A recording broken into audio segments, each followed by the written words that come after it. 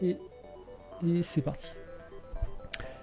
Bonsoir à tous et bienvenue pour le Indie Coffee numéro 4, le premier de 2016. Donc déjà bonne année à tous et merci bonne d'être... année. Bonne année. Et surtout la santé. C'est important. C'est important la santé. Alors ce soir on a 4 devs héroïques comme d'habitude. Tout d'abord Mr. Helmut qui travaille sur Neurovoider. Je sais pas si tu peux nous en dire 2 mots. C'est un twin stick shooter 2D, un petit peu dans la veine de Nuclear Throne, et jouable à 4 en coop et qui sortira d'ici 6 mois sur PC, Xbox One, PS4. Okay. Ensuite, on a avec nous Blackmagic pour la première fois, qui a travaillé notamment chez Motion Twin et sur Moche. Enfin, Moche. Moche, tu sais. Moche. Et qui maintenant travaille entre autres sur Double Kick Heroes. Alors, je sais pas si tu peux nous en parler un petit peu et nous dire ce que c'est. On a fait un jeu pour le Doom et on s'est éclaté en se disant qu'on n'avait rien à perdre à faire un truc qui partait complètement en live et on s'est fait plaisir et on s'est un peu fait rattraper parce que ça a buzzé beaucoup plus vite que ce qu'on pensait que ça pouvait buzzer tout court. On en avait fait pas mal des Doom. Du coup, on se dit qu'il y a peut-être un truc à faire. En tout cas, il a un bon capital sympathie, donc c'est cool, quoi. Vous essayez de le faire jusqu'au bout. Voilà. Ok. Après, on a Fred d'Équilibre Game. Est-ce que tu peux nous dire un petit peu sur quoi tu travailles en ce moment ? Oui. Notre jeu indé s'appelle Forgotten Heroes. C'est un roller dans un univers science-fiction steampunk et on est super contents parce qu'on vient de recevoir les dev kits Xbox One, donc on va pouvoir tester ça très rapidement sur la console. Ok. Et enfin, notre cher Mélie qui revient de Turquie, c'est ça ? Oui, avec une magnifique bronchite turque. Non, là ça va mieux. Et donc tu travailles sur Transform Ice ? Tout à fait. Tu peux nous réexpliquer le concept ? Le concept de Transform Ice. Transform Ice est un jeu massivement multijoueur sur navigateur que l'on a sorti en mai 2010. Donc ça fait déjà bientôt 6 ans. Et on continue de le faire évoluer au fur et à mesure. On a monté notre propre studio. Maintenant, on a une dizaine de salariés et on continue d'améliorer Transform Ice et on développe d'autres jeux aussi.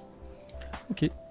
Bon, merci. Du coup, si vous vous intéressez à l'un des projets des devs qui est présent ce soir, vous allez tout simplement dans les commentaires de l'émission ou du replay, et de toute manière vous trouverez les liens pour aller voir les jeux, les tester, les essayer, ou suivre chacun des devs qui est là sur Twitter et autres. Sinon, j'en profite aussi pour remercier nos partenaires, Game Side Story avec Sky Willy qui est là, Indius et aussi Indie Mag. Et je vous invite aussi à nous suivre sur Twitter, etc., etc. Et notamment, on a créé ça pendant les vacances de Noël. On a fait un groupe sur Steam avec notamment une page de curation. Ils appellent ça comme ça, c'est pas très joli. Où on ajoute en fait tous les jeux que l'on a sélectionnés dans les Indie Select ou dans les Retro Engineering, ou aussi les jeux des devs qui passent dans les Indie Dev Lounge tout simplement. Donc n'hésitez pas, comme d'habitude les liens sont juste en dessous. Du coup, on va pouvoir passer au premier débat Oui. qui a été... Donc on commence cette fois-ci, c'est pas dans l'ordre habituel de Skype. Là, comme vous avez vu, on a changé le layout de l'émission, donc c'est un petit peu différent. Et on va commencer tout simplement avec Mr. Helmut. Ouais, j'ai un numéro 1. Waouh. Exactement. Bon, parce que sur le layout, c'est la question de Fred. Ouais, attends, il y a des petits... Je maîtrise encore un peu mal. Là. C'est pour ça que je pensais que tu allais commencer par voilà, Fred. Pardon. À toi, Mr. Helmut. Ouais, alors mon débat de ce soir, c'était la fin de l'Ignivocalypse. On est tous sauvés. Ouais. Non, plus sérieusement, c'est L'Indiepocalypse, vous connaissez déjà tous un petit peu. C'est donc le fait que les prédictions du monsieur de Steam Spy disaient que courant de cette année, il y aurait eu une saturation de sorties sur Steam telle que on n'aurait plus une seule visibilité à gratter sur la moindre sortie ou sur les moindres rounds de visibilité qu'on peut prendre de Steam. Et il a refait ses comptes sur l'année écoulée. Et sur ses projections, apparemment, le nombre de sorties quotidiennes de Steam stagne, ou du moins a cessé d'augmenter. Et donc, ça veut dire que si ça continue sur cette lancée, le fameux point critique qui aurait, où on mourrait tous dans des météorites et des volcans, n'arriverait pas. Et donc, c'était pour lancer un petit peu le débat, voir un petit peu comment vous voyez la chose, si au final ça vous passe par-dessus la tête quoi qu'il arrive, ou si vous avez un point de vue particulier sur une apocalypse. Moi, à titre perso, je pense que ce qui va se passer, c'est surtout que il y aura plus forcément. En fait, le secteur de l'indépendant va se professionnaliser, dans le sens où il y aura plus forcément de place pour les gens qui étaient peut-être un petit peu amateurs, etc. Moi, je dis pas ça de manière péjorative, hein, c'est très bien aussi. Mais il y aura peut-être plus forcément de la place pour des gens pour faire un green light, sortir un jeu et en vivre, quoi. Les gens qui seront plus forcément dans la professionnalisation, comment dire, dans le côté entrepreneuriat de la chose. À mon sens, c'est surtout eux qui vont en pâtir de cette situation-là, et que les gens qui sont conscients, on va dire, de l'aspect professionnel de la chose auront sûrement plus de chances, en tout cas, de manière générale, ils ont de toute façon plus de chances de sortir la tête de l'eau. Mais c'était un petit peu ça, quoi.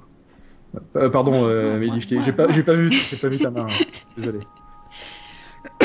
Déjà, juste parce que je crois qu'on n'a pas spécifié un petit peu le thème de ce soir. Oui, merci. C'était juste de rien. Je te passe en gros. Vas-y. Merci. Non, c'était juste, on essayait de trouver un thème pour ce soir et on s'est dit quels seraient nos vœux pour 2016, nos espoirs, nos attentes, tout ça. Et donc c'est pour ça que Monsieur Helmut indique que c'est la fin il souhaite la fin de Indiepocalypse, c'est merveilleux. Alors, pour ce qui est de l'analyse de Steam Spy en elle-même, effectivement, ça montre un ralentissement, mais c'est sur les 2 derniers mois de l'année. Et à mon avis, ça veut pas dire grand-chose parce que c'est le moment de la sortie des AAA. Et du coup, on sait que n'importe qui est pas un petit peu suicidaire va pas lancer son jeu en novembre-décembre en plein moment où il y a Fallout et compagnie. Et que c'est suicidaire, quoi. Et du coup, à mon avis... Ça a ralenti le nombre de sorties là sur la fin de l'année, mais on va voir que en février-mars ça va repartir à mon avis. Non, c'est bien probable. Hein. Ça la chute de fin d'année est prévisible, quoi. Mais je crois que sur ses stats il les faisait sur plus qu'un an, je crois. Et non, parce qu'il a pas de stats à plus qu'un an parce qu'il a commencé début 2015. Ok, d'accord. Moi je vais foutre un peu. Non, attends, je dis une connerie. Dans l'échange. Vas-y, mais je travaille depuis un moment et donc des Indiepocalypse, j'en ai connu 5 qui ont duré toutes plus ou moins longtemps, en 2000, 2002, 2005, 2010, 2015. Donc c'est un phénomène qui est assez régulier, c'est le moment où les hobbyistes se professionnalisent.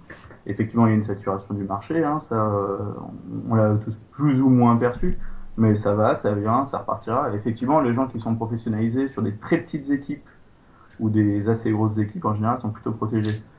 Donc, encore une fois, ce qui va changer la donne, parce que l'Indiepocalypse, souvent, est lié à une révolution technique. Alors, cette fois-ci, c'est Unity qui a permis d'inonder le marché en partie. Le truc qui va changer la donne, c'est encore une fois, pareil que sur les autres Indiepocalypse, c'est la créativité qui va renverser les mécaniques en place et les genres en place, qui va introduire des nouveaux genres. Donc là, on va voir ce que ça va être, hein, mais il y a encore des choses qui se sont dessinées cette année qui sont vachement intéressantes. Et aussi le fait que, effectivement, on raisonne en bon professionnel avec des analyses de marché et des plannings prévisionnels qui tiennent la route, quoi. Donc, il y a des gens qui, quand je leur parlais d'une apocalypse assez régulière, ils flippaient un peu, ils disaient ah c'est la fin du monde, pourquoi tu nous annonces la fin du monde? Non, moi je suis rationnel, j'en ai rien à foutre, je révise mes prévisions et puis c'est tout. Ce qui nous intéresse, c'est de faire des jeux et les faire dans de bonnes conditions. Et pour ça, il faut juste être rationnel, quoi. Ouais, je te rejoins complètement là-dessus, hein. C'est clair. Fred? Oui, je peux pas rajouter énormément de choses, parce que je pense que je suis tout à fait d'accord avec ce qu'ont dit David et Mélanie. Je me dis aussi que même si ça stagne, de toute façon, c'est comme déjà assez énorme le nombre de jeux qui sortent tous les jours ou tous les mois sur Steam. Et ça change pas le fait que au niveau visibilité, ça devient de toute façon comme sur le mobile. Hein, c'est un boulot à part entière presque de devenir visible sur ces plateformes-là. Steam, c'est comme les autres. Hein. Joris, juste coup. Ouais, c'est bon. Il y a le layout, il y a 2 questions, on dirait. Ouais, pardon. c'est pas normal, mais ok. Je le corrige petit à petit. D'accord, pardon. Et sinon, du coup, j'avais une question par rapport à ces chiffres. Est-ce que il n'y a pas un problème? Enfin, est-ce que ça manque pas un petit peu de détails? C'est-à-dire, j'ai l'impression qu'ils mélangent aussi tous les back catalogues qui ont été rajoutés durant l'année 2015, où on a vu une avalanche infernale de vieux jeux, tous plus pourris les uns que les autres. Enfin, quand je dis pourris, c'est parce que c'est vraiment des vieux trucs, que personne ne joue. Tu parles de tous les rééditions de jeux PS3, etc. ou je saurais des choses pas comme dire, ça, ou encore pire, des trucs complètement sombres et obscurs. On a l'impression. Enfin, est-ce qu'il y a beaucoup de devs qui ont profité, entre guillemets, du fait que ils avaient réussi à rentrer sur Steam, que ce soit par Greenlight ou ailleurs, pour justement, effectivement, mettre leur backlog de jeux qu'ils avaient déjà fait les années précédentes, je sais pas. Là, je parle plus, à mon avis, c'était plutôt certains éditeurs assez moyens qui ont sorti plein de vieux jeux. Enfin, notamment, il y a pas mal de jeux d'Europe de l'Est qui sont sortis, mais donc des titres qui sont complètement obscurs pour nous. Et du coup, alors pour le coup, je sais même pas s'ils sont bons ou pas, mais ça a fait.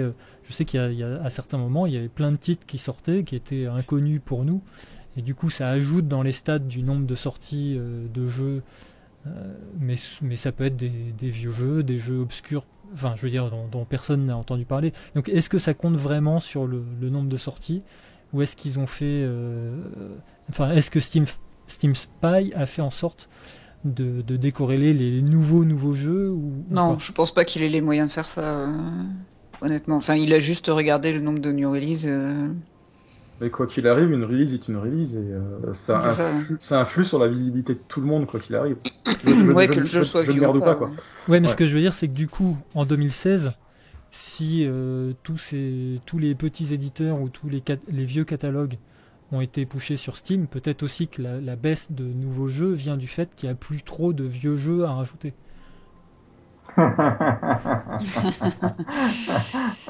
Ouais. C'est un peu pessimiste comme. Mais oui. Enfin. Au contraire, c'est optimiste. Ça veut dire que là, on a vraiment plus que des nouveaux jeux, des vrais nouveaux jeux. Oui. En même temps, je suis pessimiste aussi. Moi, je pense que ça va pas s'arrêter, mais. Ouais, non, c'est sûr. Mais le rétro, c'est l'avenir, hein, de toute façon. Là, il y a eu une grosse vague sur les jeux des années 80, mais quand il y aura une grosse vague sur les jeux des années 90, on l'a peut-être pas forcément vu venir. Il y aura encore des jeux dans les tiroirs. Hein. Non, mais il y a déjà une petite vague de jeux de début des années 2000 qui arrive, avec tous les éditeurs asiatiques qui en fait se trouvent un nouveau public sur Steam, qui avant était sur console, tous les RPG, etc. qui ressortent. Vu que maintenant il y en a plein, je sais plus, c'est pas Funcom, enfin ceux qui font les IS, etc. Et ils se sont trouvés un nouveau public sur Steam et ils ont déjà dit, maintenant on va tout sortir sur Steam systématiquement, quoi. En fait, il y a Lars Doucet qui en parlait il y a pas longtemps, parce que lui, il a vu des gros pics de joueurs japonais, qui sont pas forcément plus nombreux en volume de joueurs sur Steam globalement, par contre, ils deviennent beaucoup plus actifs.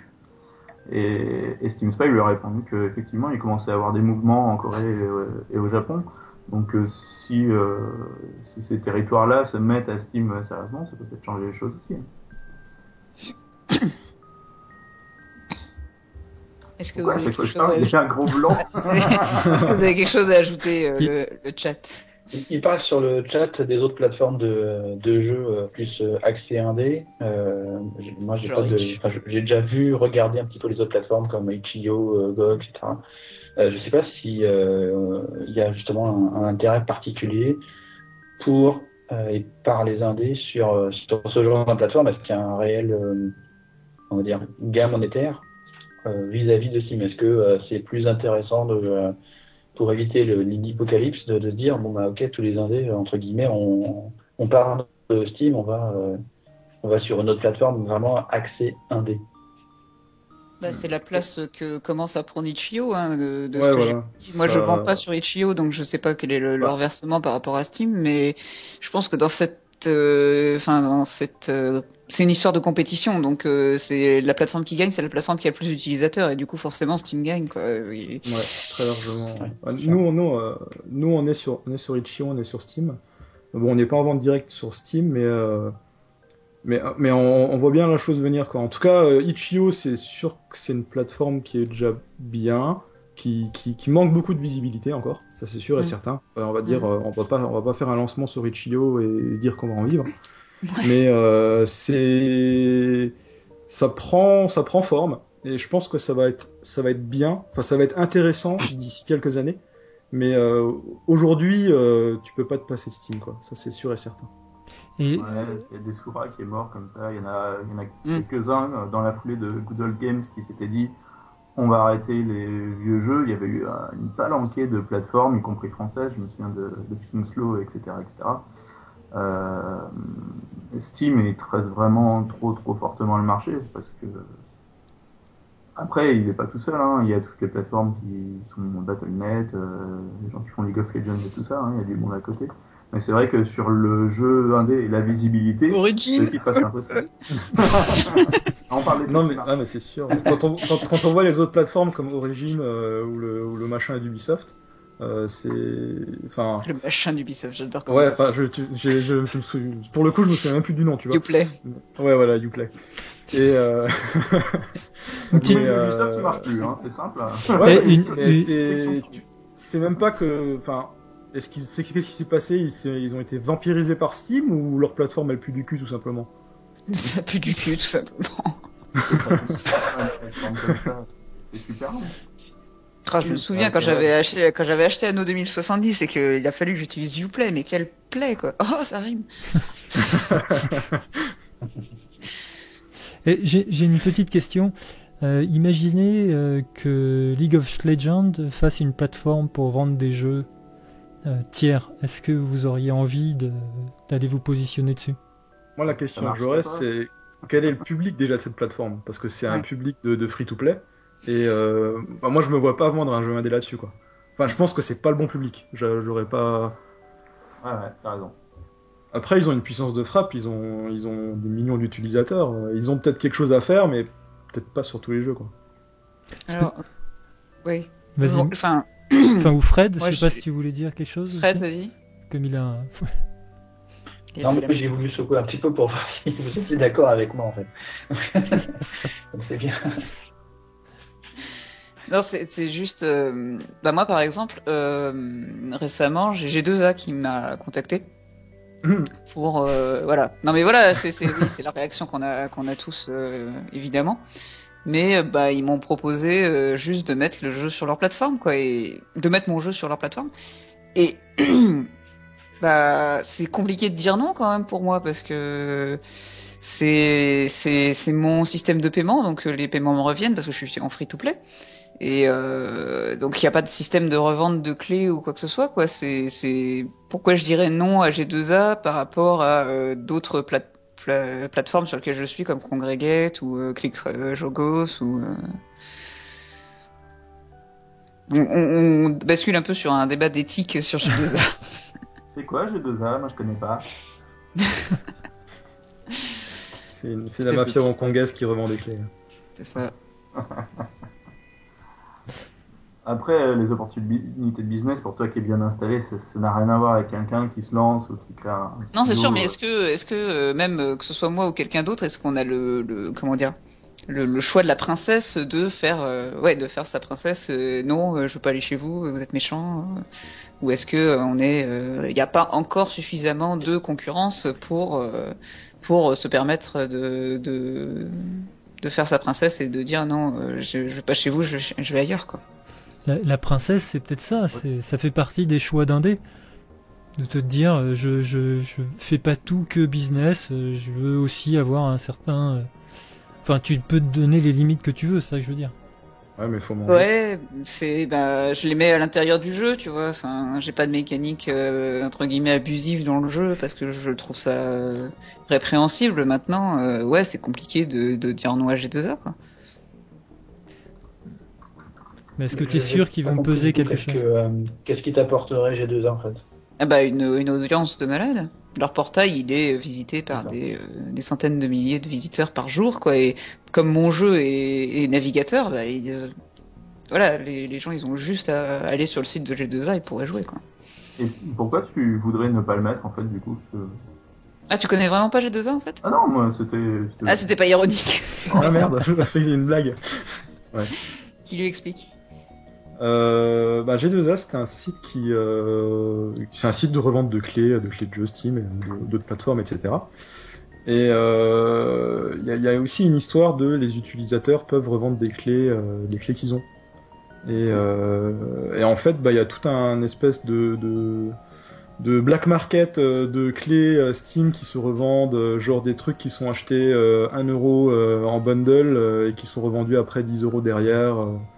Et donc des gens qui font des plus-values, enfin même, tu vois, moi on reçoit des demandes sur Do Distribute de 20 clés d'un coup, des mecs qui te disent pourquoi votre jeu est pas sur G2A, et le mec tu te rends compte que c'est celui qui t'a demandé 20 clés derrière. Donc ouais, t'as des... Ou des gens qui se font passer pour des youtubeurs pour avoir des clés et pour les revendre sur G2A, quoi. Ouais, voilà, tu sens qu'il y a un truc qu'il y a un truc comme ça, quoi. Et bon, après, c'est fais pas gaffe, pour rentrer... Sinsem, j'étais à l'œil. Mon sujet, il va te plaire. Il lurk derrière. Mais ouais, G2A, bon, c'est pas pour rentrer dans les clichés, mais quand tu vois un truc un petit peu opaque comme ça et qui a encore son siège à Hong Kong derrière, tu te méfies un petit peu quand même naturellement, quoi. Ok, ouais, bon, c'est des bâtards, quoi. On peut résumer ça comme ça. Ouais, c'est un bâtard. Et c'est des bâtards qui génèrent pas mal de trafic quand même, quoi. Mister Helmut, est-ce qu'on a répondu à ta question? Oui, très bien. Je pense qu'on a quand même bien, on a bien délié tout ça. On peut passer. C'est pas fini, ouais, Calypse. C'est pas fini. Ouais, ça va continuer. De toute façon, on est toujours. C'est ce que David disait. De quoi qu'il arrive, c'est comme ça que l'industrie fonctionne. On est toujours concerné par ce qui arrive, et il faut savoir réagir. Il faut savoir tout simplement adapter son propre business. Et ça, c'est juste la condition sine qua non à faire tourner un truc, quoi. Il faut savoir manger moins que des nouilles. Non, ça c'est la version indé punk, ça. Blackmagic, on va passer à toi, à ton débat. Est-ce que oui. tu peux nous expliquer tout ça? Nous en parle. Bah en fait, moi pour 2016, c'est un peu connecté à toutes ces histoires d'Inipopolypse. C'est en regardant les briefs des thèmes des émissions, bah je crois que j'en ai même pas vu un seul, ou peut-être un ou deux, qui parlaient de créativité et comment sortir par le haut, et en essayant de faire des choses un peu différentes, et aussi en se formant à ce genre d'outils pour se sortir de cette ornière-là. Arrêter de faire des tower defense ou des genres canoniques. Je suis pas trop sûr qui que ce soit, mais c'est intéressant aussi de se dire qu'on est sur un forum d'indie, et finalement on parle pas tellement de la création, de comment on crée et comment on essaye de changer ça, quoi. Donc voilà, je sais pas si moi j'avais préparé quelques points, mais voilà, je vais rebondir si vous voulez, mais voilà. Je lève la main. Mélie, vas-y, je t'affiche direct. Ouais. Non, parce qu'on m'a dit que je parlais trop. Donc maintenant je lève la main, mais bon, c'est pareil, je parle autant. Non, c'est pour effectivement, enfin sur le brief des émissions précédentes, on n'a jamais parlé créativité ou quoi, parce qu'à mon avis c'était un petit peu, comment dire, pas intrinsèque, mais ça allait de soi un peu. Finalement, on a l'impression que dans la sphère indé, c'est pas la créativité qui manque au final, quoi. Donc, on remet jamais trop en cause dans la sphère indé, en tout cas, la créativité, parce que dans la sphère indé, par exemple, tu vois le nombre de, je suis allé sur Congrès le jour, le nombre ou même sur Itch, hein. Sur Itch, les premiers jeux que les gens y recherchent, c'est des shooters. C'est pas forcément ceux qui font le plus, mais il y a quand même plein des indés qui font des shooters. Ouais, mais c'est pas ceux qui sortent de l'eau, quoi. Bah, pas forcément. C'est pas si évident que ça. Bah, ouais, bon, c'est compliqué, mais comment dire? C'est quelque chose qu'on peut voir effectivement beaucoup plus dans le mobile ou ce genre de choses où effectivement il y a que des clones dans c'est la guerre des clones. Mais ouais, j'ai pas l'impression que dans le milieu indé ou en tout cas les indés qui se respectent, il y a énormément de plagiat ou de non créativité, quoi. C'est quand tu laisses tout tomber, quand tu te sors les tripes pour faire un jeu, c'est pas pour faire un clone de Clash of Clans, quoi. Je sais pas, je me trompe peut-être. J'ai fait un gros blanc là. Ouais, je sais pas. Pour moi c'est une question ouverte. J'ai l'impression que pour avoir traîné dans ce business longtemps, j'ai passé beaucoup plus de temps à parler chiffres et prévisionnels, même si c'est quelque chose que je maîtrise, que du jeu que je faisais ou de ce que j'explorais, quoi. Donc c'est vrai que je trouve ça m'a toujours frappé dans la profession. Après ça m'a frappé encore plus forcément quand j'arrive sur le truc.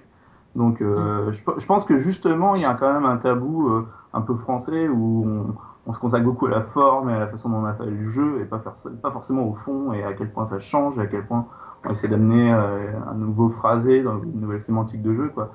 Du coup ça, je pense que ça vaut le coup d'être abordé, quoi. Puis moi j'ai fait l'Engine, je fais une école de jeux vidéo et on m'a jamais enseigné une méthode de création, de renversement créatif, de comment élaborer un processus créatif. On m'a montré des mind maps, on m'a montré Unreal, on m'a montré Povray, on m'a montré des trucs complètement idiots. Mais on m'a jamais fait un cours magistral sur comment améliorer sa créativité et comment. Mais ça s'apprend pas la créativité, je veux dire. Bien sûr qu'il y a des méthodes pour l'apprendre. Si, il y a des petites bricoles. Si, il y a quand même pas mal de choses. Genre droguez-vous et buvez un bon coup. Non, sans rentrer dans des trucs comme ça. Mais moi, à titre perso, ce qui marche bien, c'est sortir de mon contexte. C'est-à-dire me mettre dans un état d'esprit dans lequel j'ai pas l'habitude de travailler ou de réfléchir. Donc par exemple faire le poirier et essayer de faire un game design en faisant le poirier. Et en fait c'est juste justement ouais, je vois ta tête Mélie, mais c'est vraiment c'est ça. On va t'enseigner à l'école, faites votre GTD en faisant le poirier avec une paille. Bah, moi, je veux dire, par exemple. J'ai eu un cours avec Pascal Jarry, qui était le boss de Sony Europe, et qui, lui, travaille sur comment améliorer les méthodes créatives, comment essayer d'être plus créatif, comment opérer des renversements, où est-ce qu'il faut chercher les renversements pour résoudre des problèmes, parce que c'est aussi ça, être créatif. Et il y a plein de choses comme ça qu'aujourd'hui, en France, on n'en parle pas trop, et la preuve, ta réaction est un peu... c'est un peu comme si on disait, oui, non, mais on va peut-être pas parler de ça, c'est un peu trivial. Mais non, en fait. C'est pas si simple que ça. Et aujourd'hui, nous qui sommes dans une ligne d'apocalypse, pour s'en sortir, il va falloir être plus créatif que les autres. Il va falloir mettre en place. Ça, je suis totalement d'accord avec toi, mais je reste quand même dans l'idée que, tous ceux qui te vendent des méthodes pour être plus créatif, c'est du bullshit, quoi. Parce qu'il y a Jerry. Non, mais je sais pas, je connais pas le monsieur, hein, mais pour moi, Europe pendant un paquet d'années. Et c'est parce qu'il s'est intéressé à ces outils créatifs. Moi, j'ai été frappé, en fait, en sortant de l'Engine, j'ai vu ça avec lui, et je me suis dit, mais c'est génial, parce que dès que j'ai un problème, au moins, même si je commence à pas avoir d'idée ou que je bloque, il m'a appris à essayer de trouver des focus pour élaborer des nouvelles choses, ou chercher des points pour commencer, etc. Donc, quand tu arrives devant une page blanche, des fois, t'as toujours un peu de lag et tout ça, t'attends un peu. Maintenant, je peux me dire, ah oui, mais peut-être revenir à les basiques, commencer par le commencement, de par où on chemine pour arriver à une solution, quoi. Ça, c'est vachement intéressant. Après, le problème des méthodes créatives, est-ce que si tout le monde a les mêmes méthodes, est-ce qu'on reste vraiment créatif? Ça dépend. Parce que c'est pas qu'une méthode technique, ça peut être aussi le fait d'aimer le théâtre et de passer beaucoup de temps à étudier les mécaniques de théâtre pour enrichir son jeu. Il y a beaucoup de choses, je vais pas faire un cours de ça, hein, évidemment. Mais moi, dans mes souhaits pour 2016, c'est que les gens, ils pensent la créativité comme un outil et plus comme un truc intuitif, quoi, aussi. Ça peut être intéressant. Mais pour revenir au coup du poirier, enfin même les méthodes de créativité, etc. C'est pas forcément des choses c'est pas là pour structurer la manière dont tu vas faire ton design ou quoi que ce soit. C'est vraiment juste pour que ton processus cognitif soit différent en fait. On va dire que quand t'es devant ton PC, quand t'as toujours le même contexte, quand t'as ton café que tu bois tous les matins, quand t'arrives tous les jours à la même heure au bureau, quand tu fais tous les matins ta petite routine, ton cerveau il est dans une configuration où c'est toujours la même et t'as pas forcément de nouvelles idées. Et le fait de casser en fait ses habitudes, dans le sens où rien que le fait, au lieu de prendre du café, tu prends un thé, au lieu de t'asseoir telle manière, tu vas t'asseoir autrement. Mais c'est des petits trucs, hein, c'est des conneries. Hein. Mais ça va être genre, au lieu de réfléchir devant ton bureau, tu prends ton cahier, tu vas réfléchir dans le couloir ou ailleurs, ou dans un parc. Et rien que en fait, de briser en fait ta routine, ça met ton cerveau dans une autre condition et t'as d'autres idées que tu vas chercher, tu serais pas allé chercher dans un contexte que t'as d'habitude d'être en fait. Je sais pas, enfin, je fonctionne peut-être pas, enfin, on fonctionne jamais tous pareil, mais, enfin, moi, il suffit de me mettre dans mon bain et j'ai déjà 3000 idées à la minute, quoi. J'ai pas besoin de faire le poirier ou d'aller sortir ou de, je sais pas. Moi, je suis plutôt d'accord sur le fait qu'il y ait des choses qui nous aident à être créatifs. Hein. Je sais plus qui disait que c'est d'avoir une méthode, c'est peut-être débile entre guillemets, mais c'est pas parce qu'on t'apprend à écrire avec un stylo qu'on va tous écrire de la même façon, quoi. Donc on a chacun notre façon de faire. Et moi, je connais pas beaucoup de personnes qui effectivement enseignent la créativité. J'ai vu 2-3 méthodes qui sont intéressantes. Je dis pas que je maîtrise loin de là, j'ai juste entrevu des choses, mais je pense qu'il y a vraiment une façon de se mettre en place pour être créatif. Je sais pas si, par contre, il y a un manque de créativité. Je sais pas dans quel cadre tu as vu ça, David, ou je me demande si effectivement en France on n'est pas axé sur les chiffres, sur des choses comme ça, parce que tout simplement, pour avoir de l'argent pour faire un jeu vidéo en France, on a besoin de faire des dossiers qui sont super administratifs. Et que du coup, attention, je sens le troll arriver. Moi, pour vous dire un petit truc, je trouve que l'explosion des outils qui lie cette apocalypse, ça fait vraiment baisser le niveau d'entrée de faire un jeu. Mais ça fait baisser le niveau d'entrée de faire un platformer, de faire un shooter, de faire des choses, mais pas forcément le jeu que les gens ont en tête déjà. Donc il y a ce petit gap qui est déjà je vais me démarquer créativement, puis en plus à la technique, des fois c'est pas évident d'aller faire ce truc-là. Donc c'est pour ça que ça peut être intéressant de lier ces nouveaux outils qui nous permettent des technos assez folles hein, finalement, et en plus de dire ok, nous on est les professionnels du jeu vidéo, on est aussi des professionnels de la création, et ça n'implique pas forcément que ça. La preuve, en tout cas ce que je trouve qui est une preuve, c'est qu'à Motion Twin, quand on disait il y a un mec qui est game designer, tout le monde rigolait, parce que intrinsèquement on considérait qu'un game designer c'était quelqu'un qui était un très bon graphiste ou un très bon programmeur, et qui en plus faisait des jeux. C'était une erreur, enfin moi j'ai toujours trouvé ça une erreur, mais c'était quelque chose qu'on entendait fréquemment. Et encore aujourd'hui, un game designer qui saurait pas maîtriser un outil technique pour mettre en place ses idées, pour les avancer, pour batailler avec et pour vraiment dire ah oui j'ai pu faire un truc créatif avec des outils tout pourris, c'est-à-dire que c'est un concept qui peut fonctionner. Bah dans notre monde c'est difficile, les game designers permanents il y en a pas beaucoup. Dans les industries comme Ubisoft etc. Ils vont faire des dance pendant 10 ans. Donc la créativité, je trouve que dans un truc comme notre milieu, il faudrait que ça soit un peu moins tabou et un peu plus chouette, quoi.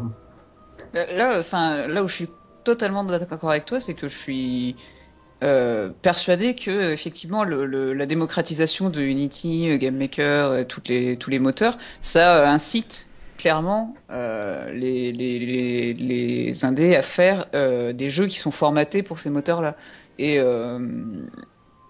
Et voire à faire des concessions sur leur idée de base parce que ça sera plus facile à faire avec ce genre de moteur. Donc ça je suis totalement d'accord, et comme le fait que les game designers à plein temps ça court pas les rues et c'est dommage. Maintenant, pour moi, un game designer, c'est pas quelqu'un qui est là pour avoir des idées. C'est quelqu'un qui est là pour les mettre en forme et vraiment les découper. C'est-à-dire que n'importe qui peut avoir une idée, et le game designer, c'est un paysagiste. Il prend l'idée, c'est un énorme buisson, et il va le tailler pour vraiment que ce soit parfait, quoi. Je suis d'accord avec toi de façon pragmatique. C'est comme ça que les gens ils le vivent, et du coup ils le vivent hyper mal parce que eux, game designers, c'est pas ça qu'ils voulaient faire. Donc ils voulaient pas faire paysagiste, ils voulaient faire designer de paysage. Et ça ça c'est un peu triste, quoi. Enfin, avec la Ouais. formation que j'ai eue, me retrouver avec cette vision des game designers qui vont s'enfermer dans des boîtes, ou alors qui n'ont pas été formés au code ou au graphe avancé, et du coup qui vont plus faire game designer et quitter notre milieu. Moi, c'est un peu la mort dans l'âme, quoi. Enfin, honnêtement, je trouve que en France, on a toujours ce complexe du fond et de la forme. Les Américains, ils s'en battent la race, ils veulent un produit qui déchire. Et je trouve que nous, on a toujours été obsédés par la forme et l'orthographe. Et j'aimerais qu'en 2016, les gens, ils explosent un peu leur créativité et qu'ils en restent pas à on est indé, donc on est créatif. Non, on est créatif parce qu'on a essayé de tripoter tous les rouages pour les rendre plus originaux, plus différents. Donc pour toi, la création française manque d'originalité, en fait. Non, elle manque de tellement de choses. Je sais pas, que les gens en général, elle est trop que notre consensuelle. secteur de gens professionnalisés, eux, passent du temps à la créativité et qu'ils l'aiment et qu'ils se rendent compte que c'est pas une évidence.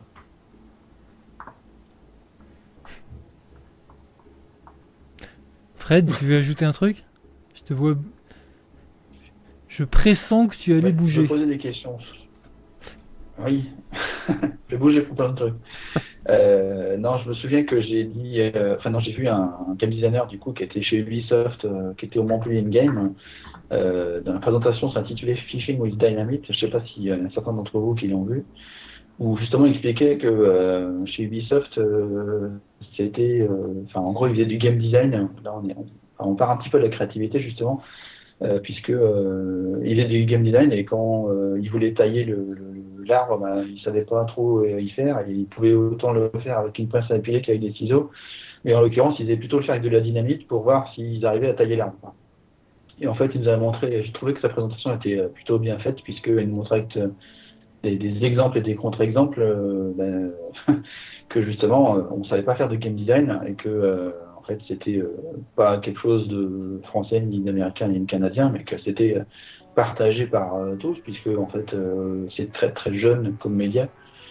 Et du coup là on a parlé que le game designer doit être là pour pouvoir communiquer entre toute l'équipe et il a montré un aspect pas de créativité, mais d'aller plus loin que le user feedback et d'avoir vraiment une étude complète et complexe du game design pour en arriver à aboutir à un processus de réglage du jeu vidéo qui était très intéressant, qui pour moi est intéressant à partir du moment où on a déjà défini le jeu et où on a déjà un jeu qui est en lui-même créé et innovant.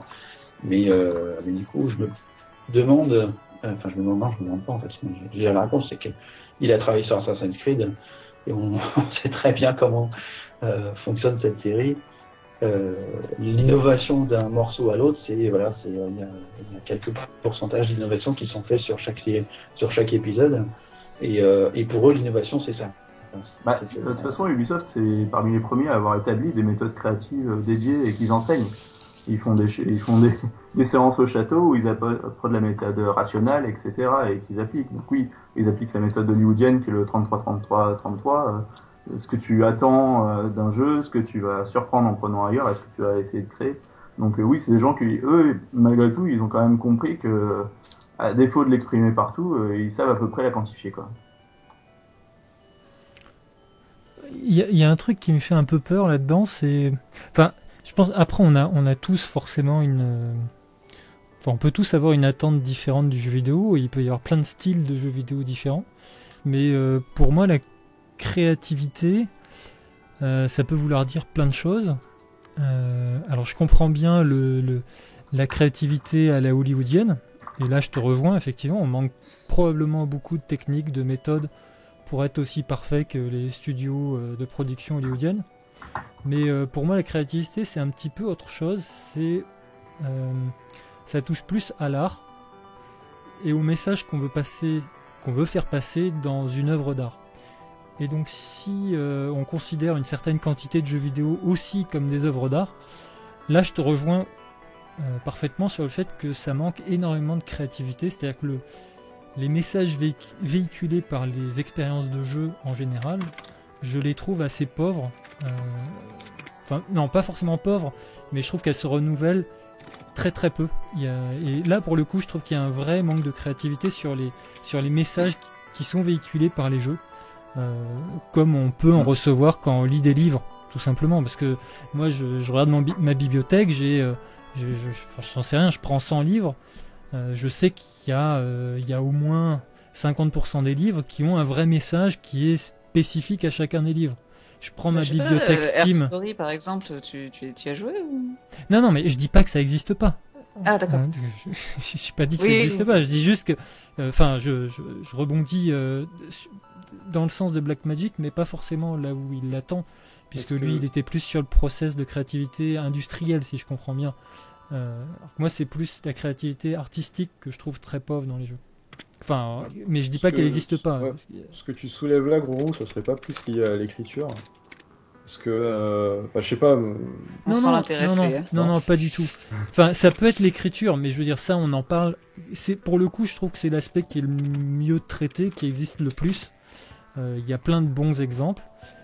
En revanche, je trouve qu'il y a très peu de jeux qui apportent, par exemple, des visions politiques, enfin, qui laissent quelque chose quand t'as fini d'y jouer. Sur les thèmes abordés, par exemple, je trouve que les thèmes abordés sont extrêmement pauvres dans le jeu vidéo. Ouais, c'est vrai. Ouais, et tu vois, je dis pas ça parce que j'ai fait un jeu de zombies, mais ouais, je suis d'accord. Non, mais voilà, clairement. Mais on a tous le même travers. Alors là, on reviendrait un peu trop en arrière, Mais après, est-ce que c'est aussi la destinée du jeu vidéo de faire passer un message forcément, quoi? C'est effectivement quelque chose. Le jeu vidéo fait beaucoup de choses que les autres médias ne peuvent pas faire techniquement. Du coup, est-ce que c'est le rôle du jeu vidéo, ou même est-ce que c'est pas la proportion de jeux vidéo qui ont un message ou de jeux engagés? C'est pas la seule proportion qu'il peut y avoir par rapport à tout le reste qui peuvent pas être fait. Je dis pas que les jeux doivent être engagés, que tous les jeux doivent être engagés. Non, je dis juste que dans la proportion de jeux qui sortent, on a très très peu qui laissent autre chose que des mécaniques de jeu, ou des histoires ou des univers ultra qui ont été traités jusqu'à n'en plus finir, quoi. Moi, là où j'ai eu de l'espoir, en fait, ça a vraiment changé, pour le coup, cette année, un peu ma vision des choses, c'est quand je suis allé sur itch.io, j'ai regardé un peu les jeux qui marchaient pas mal, et tu vois, j'ai eu des jeux sur la dépression, des jeux sur le transgenre et tout ça, et je me suis dit, ah ouais, bon, c'était difficile à trouver ces jeux-là, fallait aller sur des forums indépendants, aller chercher dans des forums privés, etc., qui doivent être Question Quest, des trucs comme ça. C'était difficile à trouver. Maintenant, ça s'ouvre vachement. Et en français, on est quand même plutôt fort là-dessus. Même, il y a des gens très talentueux, les Paul Clarissou, etc., ils font des trucs super impressionnants. Et je suis pas forcément en train de me dire que les gens ils font pas des jeux créatifs, etc. Je veux pas être prescripteur. Je veux juste qu'on en parle un peu, quoi, parce que je trouvais qu'on n'en parlait pas assez. Et je trouve ça vachement bien, effectivement, ce que tu dis. Entre la créativité du message et la créativité de la technique, il y a des choses qui se rejoignent. Effectivement, c'est un peu des axes séparés. Mais voilà, pour 2016, si on pouvait avoir des choses plus créatives sur le thème, plus créatives sur le message, je me suis un peu fait chier à essayer de faire des jeux à message qui essayaient d'y porter des choses. Et c'est clair que c'est un travail harassant, mais derrière, c'est super rewardant et c'est chouette. Ça dépend vraiment de ce que tu veux atteindre avec ton jeu. C'est-à-dire que nous, effectivement, avec Transformice, on n'a pas fait un jeu qui a un quelconque message, mais on voulait être créatif sur l'expérience de jeu qu'on allait proposer du coup aux gens qui jouent à quelque chose qui n'auraient jamais vu avant, ou dans une autre forme, quoi. Et c'est en ça que je dis que le jeu vidéo a pas, parce que pour le livre, le cinéma, ils ont presque que ça, quoi, que de faire passer un message, de faire passer une histoire, d'engager nos émotions. Alors que le jeu, il y a quand même une autre partie, il y a une autre composante qui est l'engagement du jeu, le gameplay, le côté vraiment divertissant d'une mécanique. Et du coup, c'est pour le coup, le message d'un jeu, ce n'est qu'une partie d'un jeu pour moi, quoi. C'est parce que il y a tellement d'autres trucs que, faire des jeux qui n'ont que un message, ça peut paraître chiant. Et du coup, c'est peut-être pour ça qu'il n'y en a pas beaucoup, quoi. Pas forcément, c'est un peu, dans tous les médiums, il y a des gens qui vont porter un message ou pas. Enfin, ce que tu dis, je peux l'appliquer à la littérature ou au cinéma, et puis je pense pas. Je sais pas quel est le message de Chandelier de Sia, ou de tous les pop, tous les hit pop de la musique, je veux dire. Mais c'est comme les livres de SAS, ils ont pas forcément un message. Non mais voilà. Je trouve que ça s'applique un peu à tous les médiums, quoi. Ouais, sauf que nous, on est peut-être un peu trop dans les systèmes. Mais je pense que ça vient aussi, pour rejoindre sur l'Indie Apocalypse, le truc c'est que très souvent, je pense que les gens arrivent, enfin les petits indés, les amateurs qui passent indés, etc., c'est peut-être qu'ils viennent dans le jeu vidéo principalement par la technique. Et Oui. du coup, ils sont dans les mécaniques et ils sont pas forcément dans la créativité de l'univers. Enfin, c'est même pas le problème de l'univers, mais la créativité du message. On Bah, a, ouais, il y a un petit peu de ce contexte-là, et puis après, je pense qu'on a tous un petit peu envie d'être créatif et de faire passer des messages dans nos jeux, mais après la question c'est comment tu t'y prends, c'est-à-dire est-ce que tu fais ton jeu, tu fais ta technique et après tu essaies de lui mettre ton message, ou est-ce que tu fais un message et tu essaies de lui coller un gameplay derrière? Bah, c'est itératif, tu vas faire des Ouais, passes c'est tout sûr, au long bah, du ouais, truc, hein. ça fait quoi qu'il arrive, ouais. Mais je te rejoins dans le fait qu'au final c'est un exercice difficile quand tu veux vraiment vouloir faire le truc, quoi. Et ouais. Quand j'ai commencé à rentrer dans le domaine du jeu, j'ai eu l'impression qu'en fait tous les jeux essayaient à tout prix de passer un message en fait, et je trouvais ça chiant. Tout le monde disait, Merci. Il faut qu'on pleure sur ça, il faut qu'on rigole sur ça. Et on était proche en fait justement des autres médiums et de dire voilà, on veut faire passer un truc, on veut faire passer une émotion, un truc comme ça. Et ok, bon, c'est un médium qui est intéressant pour faire ça, mais du coup faire une innovation sur le gameplay ou la forme, c'est justement aussi intéressant dans le jeu, quoi. Et ben, je suis contente de finalement pas être la seule contre tous, parce que moi aussi, les jeux narratifs, je trouve ça chiant. Et pareil, quand je lis un bouquin, soit de SF ou de quoi, j'ai juste envie de me divertir et j'ai pas envie qu'il y ait de message ou quoi que ce soit derrière. Et Gone Home, ça m'a fait chier à mourir. Air Story, je l'ai pas fini. Et et c'est pas mon trip, quoi. Tout à l'heure. Et oui, je sais, mais voilà, c'est chacun son trip, quoi. Et bon, il y a des jeux qui peuvent m'engager émotionnellement, et ça j'aime bien ça. Mais forcément avoir un message, ouais, non, je suis d'accord, je trouve ça chiant parfois. mais ils ont un message malgré tout. Qui donc? Bah, tous les jeux, toutes les activités. Même Transformice, il a un message. Hein. Moi, Exactement. j'ai vu Alors une quel est le vision message de politique, hein.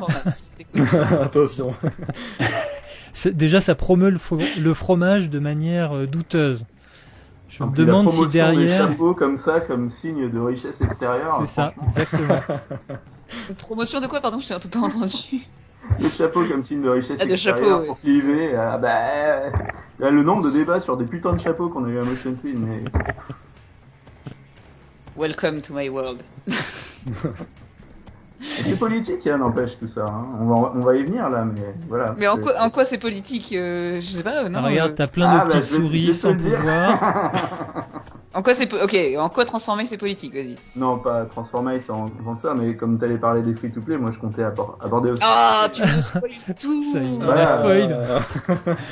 Est-ce qu'elle est en numéro 3? Ah non, c'est Fred juste après. Ah ouais, je suis en dernière. Ah, Bon, ça bah- fera chauffer Sinsem. Ouais, c'est ça, ouais. Il va rester jusqu'à la fin comme ça. Du coup, Blackmagic, est-ce qu'on a fait le tour de ton débat ou est-ce que tu vas porter d'autres trucs? Mais t'avais dit tout à l'heure que t'avais des points, je crois. Ouais, je les ai fait passer au fur et à mesure et bon après je vais pas trop épiloguer sur les techniques etc. Mais tu vois, vous parliez de jeux narratifs quand on a fait Mush avec Benjamin Soulet, on n'a pas fait un jeu narratif du tout, mais on avait gavé de messages qu'on avait envie de faire passer. Bon, on avait la liberté de pouvoir le faire, la liberté économique.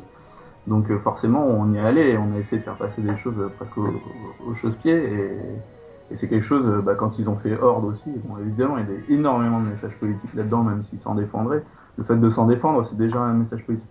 Mais voilà, tout ça pour dire, juste, soyez créatifs, mais ça veut pas dire dans le sens où il faut dire il y a les créatifs contre les pas créatifs. Moi Transformice, j'ai trouvé ça hyper créatif. Mais c'est juste que il faut juste pas sous-estimer la créativité et ce qu'on en fait. Et faut pas non plus réduire les gens qui essayent d'en faire, etc. Donc c'est un peu un truc généraliste. Ah non, mais je réduis pas du tout Mais ceux voilà. qui essaient d'être créatifs, hein, au contraire. Mais, Ah non, mais ça t'attaque pas du tout, c'est un message au monde entier. Mais pour le coup, je me méfierais de quelqu'un qui essaierait de me vendre. Je peux t'aider à être plus créatif, quoi. Ouais, ça c'est différent, c'est les méthodes, etc. Ouais. Bah après, c'est le bilan, chacun a ses méthodes de boulot, etc. Quoi. Chacun bosse à sa manière.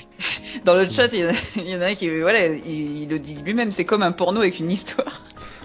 Un jeu avec une histoire, c'est comme un porno avec une histoire.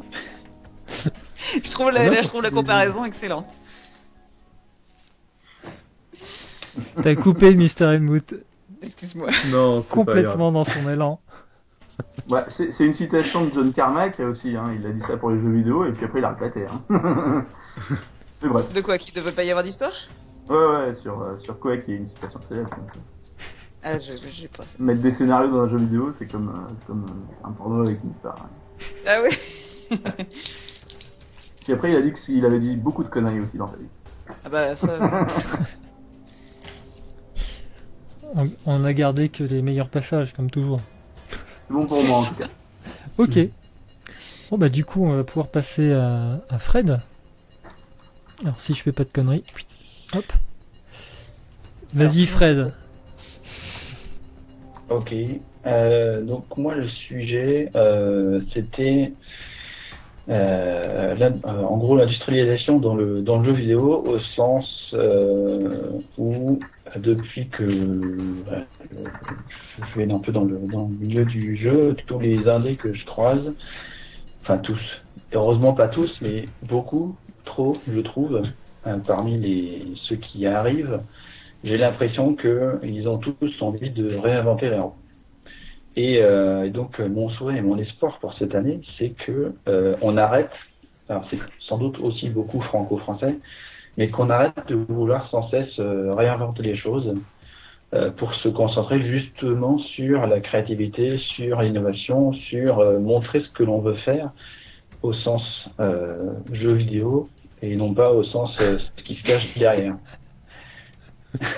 Vas-y, ça commence. Oui. Non, c'est la question. Est-ce que tu parles niveau technique ou juste niveau game design créatif Alors, enfin, technique dans le sens des moteurs de jeu ou un petit peu des deux. C'est-à-dire que en prenant deux exemples, il y en a beaucoup qui vont recréer effectivement leur moteur d'affichage et même ceux qui utilisent. Non mais je veux pas dire que c'est pas bien de le faire dans tous les cas. Il y a des cas où c'est bien d'avoir des trucs. Bon, David, son moteur Axe, ils ont fait un truc super et ça marche partout. Mais si tu viens d'arriver et que tu dis ouais j'ai un super jeu, je veux faire ce truc-là, c'est super innovant, j'ai une super histoire, un super game design, et que pendant un an tu passes ce temps-là sur la création du moteur ou à tweaker des trucs et sans faire ton jeu, tu dis ok bon t'as de la chance, t'as eu un chômage pendant un an et maintenant tu fais quoi? T'as plus d'argent, t'as pas commencé ton jeu. Et j'ai l'impression que il y a certaines personnes qui arrivent à comprendre, et il y en a. Et non, ils se posent pas la question. Et en fait, je veux aller plus loin sur cette partie industrialisation. C'est même si tu utilises Unity ou Game Maker ou choses comme ça, tu dis tiens, je vais faire un free-to-play ou je vais faire un truc avec de la pub pour gagner de l'argent dedans. Je vais prendre que 2 semaines, mais je vais développer un petit plugin qui va me permettre d'accéder à tel moteur de pub parce que je le trouve super cool et qu'il n'est pas inclus dans mon outil de base. Ok, 2 semaines sur quelqu'un qui a été au chômage et il gagnait que le SMIC, bon, ça lui fait 500 €.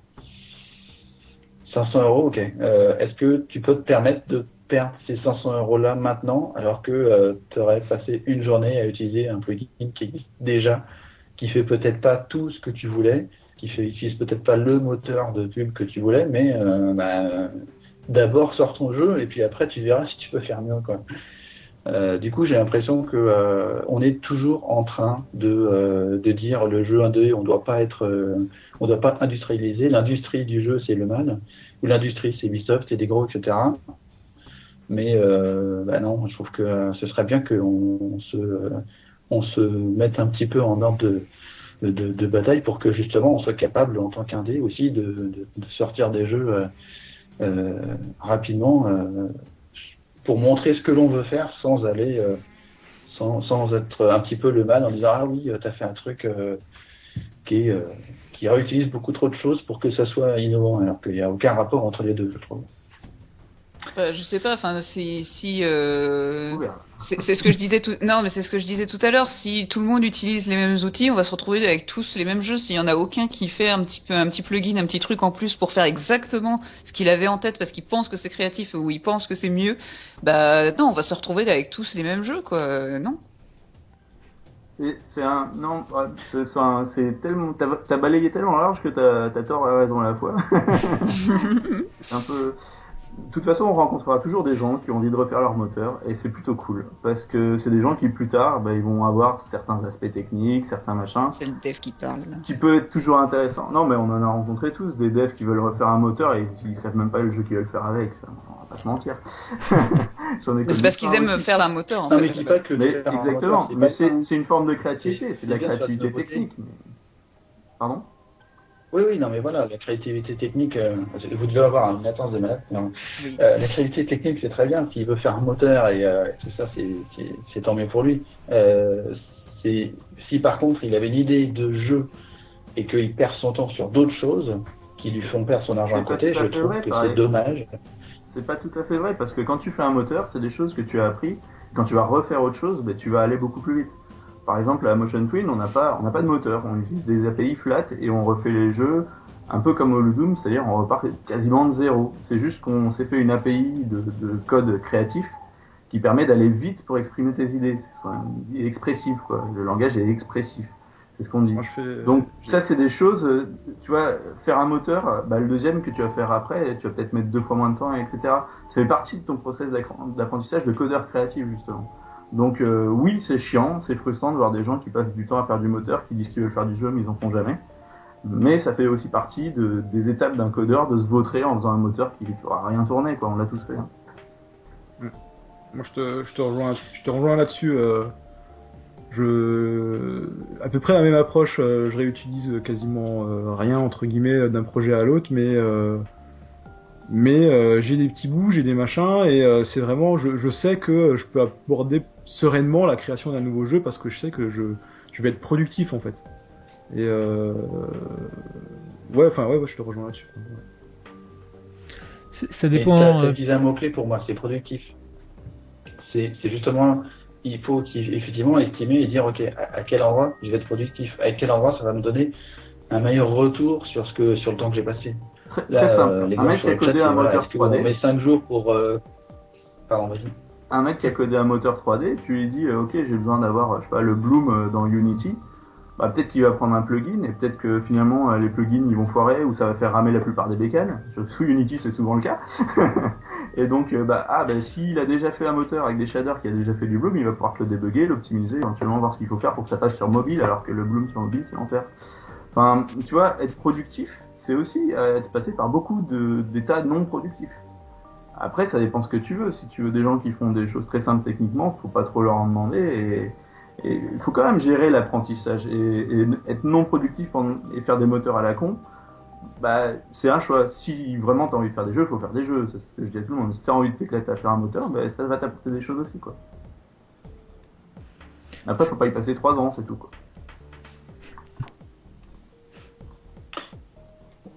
Oui, voilà. Il faut savoir ce que tu fais. Faut pas te dire, je bille en tête, je vais tout refaire parce que j'ai envie de tout refaire. Enfin, c'est bien aussi de dire, ok, là, enfin, tu parles de, toi, tu refais ton moteur à chaque fois. Bon, c'est pas vraiment ça. C'est, tu utilises tes API, tu réutilises tes API.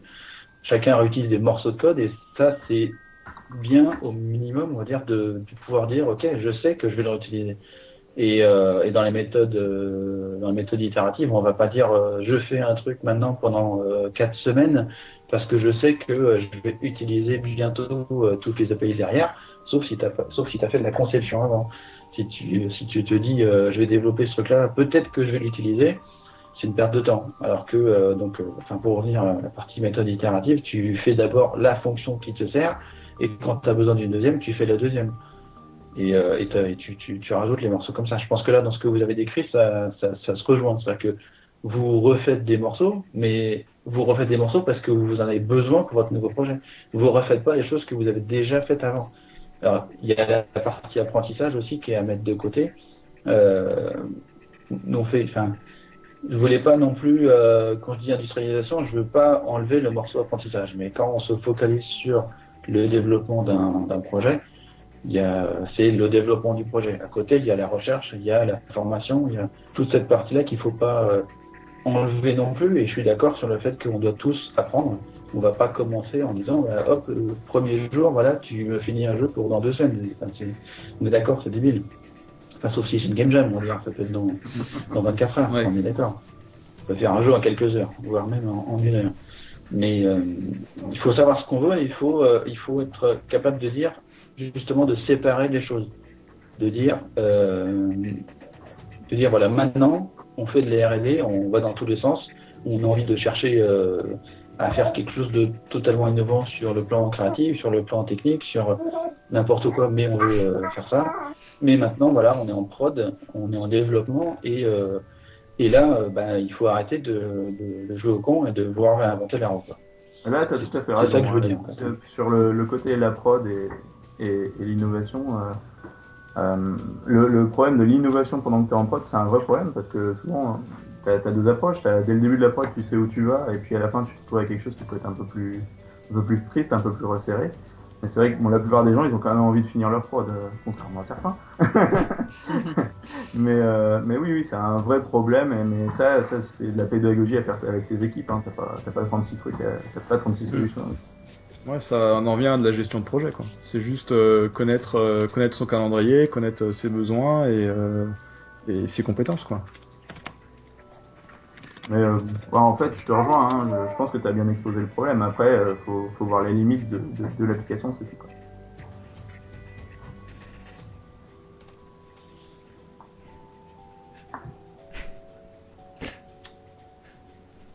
Ce gros blanc. On sait jamais s'il attend la trad ou pas, donc. C'est ça, ouais. J'attends que plus personne ne bouge, comme ça je sais si je peux parler. Vas-y. Non, mais voilà, je sais que c'est un débat et qu'il y a plein de positions, mais j'ai vraiment l'impression à chaque fois de découvrir surtout ceux qui sortent d'école, bien sûr, d'avoir les étoiles plein les yeux et puis de se dire on va tout refaire, c'est génial. Comment? Forcément. C'est assez typique. Non, mais c'est bien, c'est normal de vouloir tout faire à ce moment-là, mais il faut aussi être capable de dire je vais pas tout faire tout seul, quoi. C'est bien de pas vouloir tout faire tout seul. Et en même temps, parfois, se dire je vais tout faire tout seul, ça te permet de trouver des solutions créatives que personne n'a trouvées avant aussi. Hein, donc. Ouais. T'es en train de dire qu'il y a une technique de créativité qui consiste à être tout seul. Ça va être le nouveau troll. C'est tellement faisant tout seul qu'en brainstorm. Hein. Moi, ma technique, c'est chacun réfléchit de son côté et après on discute, mais des choses que les gens ont créées. Et ça, c'est vraiment très puissant pour avoir des trucs vraiment originaux. On est plus créatif tout seul parce qu'on s'auto-censure pas. Ça c'est un truc que j'ai appris et je trouve ça vraiment très cool. Donc t'arrives, tout le monde a un putain de pavé. Et on essaye d'extraire que les trucs cool et vraiment t'as des bien meilleurs résultats sur la créativité. Ouais, et nous tous les events sur Transformice on les fait tous en équipe, c'est-à-dire on se met tous dans la salle de réunion et tout le monde balance toutes les idées, on arrive à tailler et à faire un truc à la fin qui ressemble à quelque chose, quoi. Ouais, justement ça c'est le truc dont je reviens. Je préfère que les gens y réfléchissent tous de leur côté et à la fin on regarde ce que les gens ont tous fait. Oui, non c'est ça, oui. On prévient, il va y avoir la réunion pour l'event machin et tout, et puis après tout le monde amène sa propre idée sur l'histoire, quoi.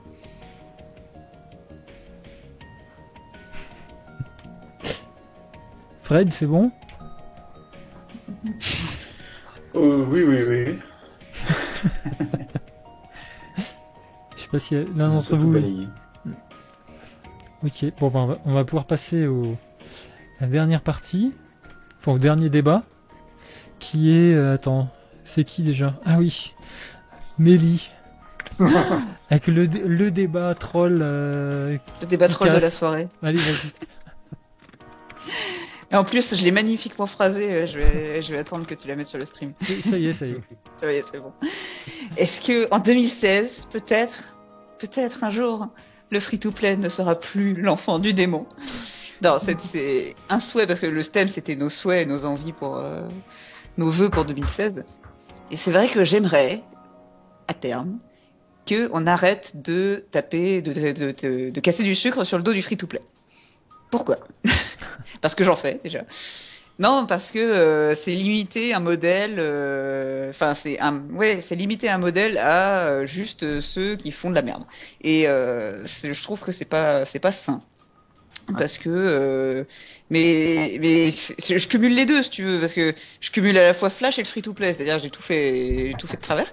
Et tout le monde défonce Flash, c'est pas grave, je fais du Flash. Tout le monde défonce le free-to-play, pas grave, je fais du free-to-play.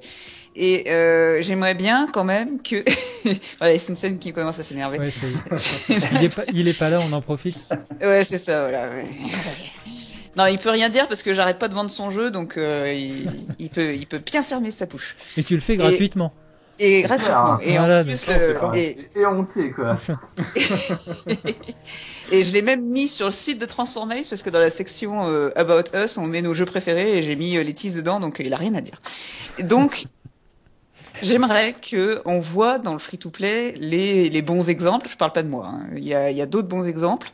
Et qu'on arrête de limiter le free-to-play à Candy Crush et Clash of Clans et là je sais pas si vous avez vu le nouveau qui vient de sortir, Clash Royale.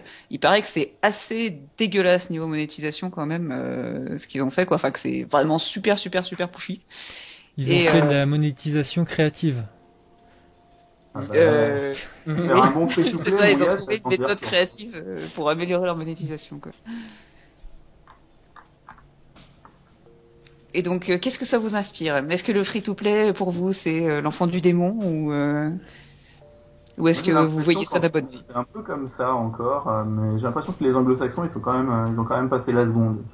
Il y a beaucoup d'indés qui sont passés au free-to-play, hein, les Spryfox, les machins, ils ont quand même montré l'exemple. Spryfox, ils ont fait bosser énormément d'indépendants pour faire le son, pour le machin, pour faire plein de leurs trucs. Donc maintenant, Triple Town.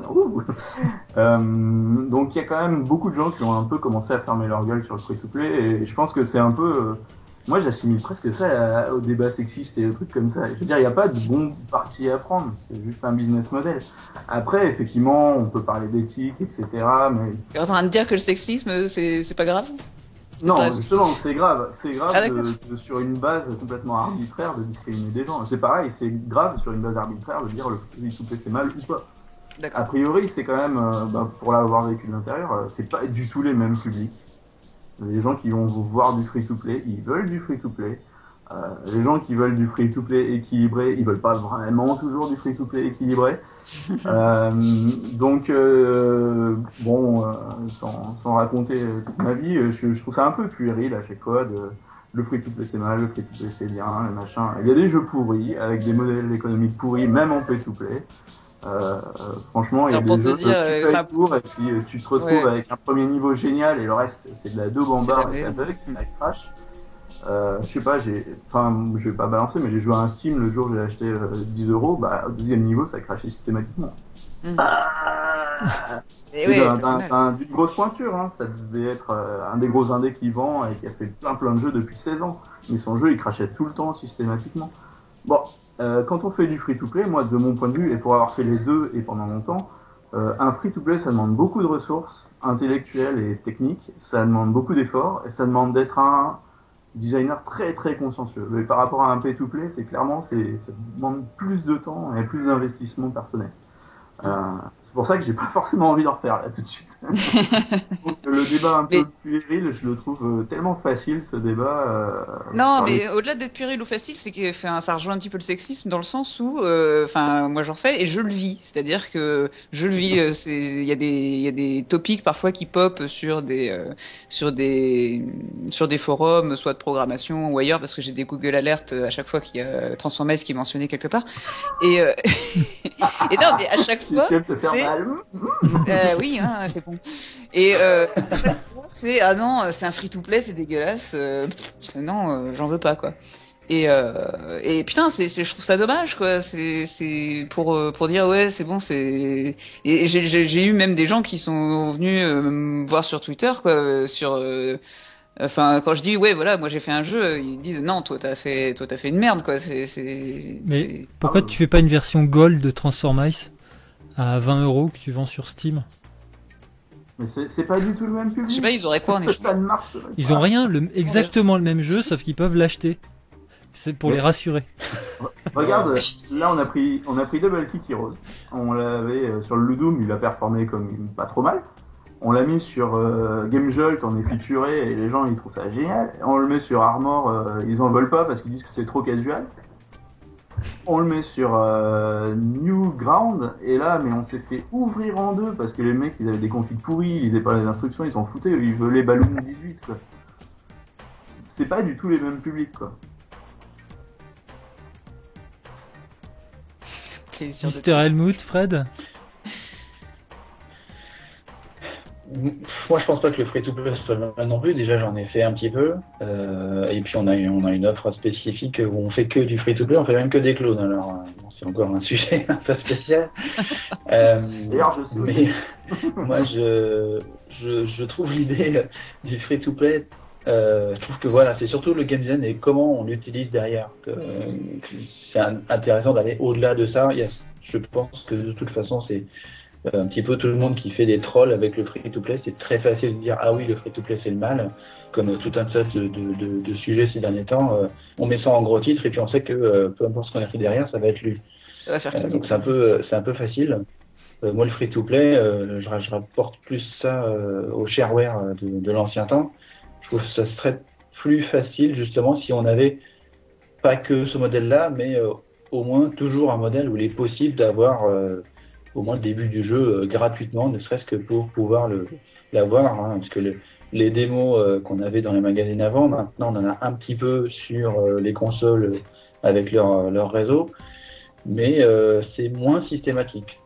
Et du coup, je trouve ça un peu dommage. Du coup, non, mais on pourra le free-to-play. On va pas se mentir, quand Nintendo a mis le free-to-play, c'est devenu plus tabou du tout.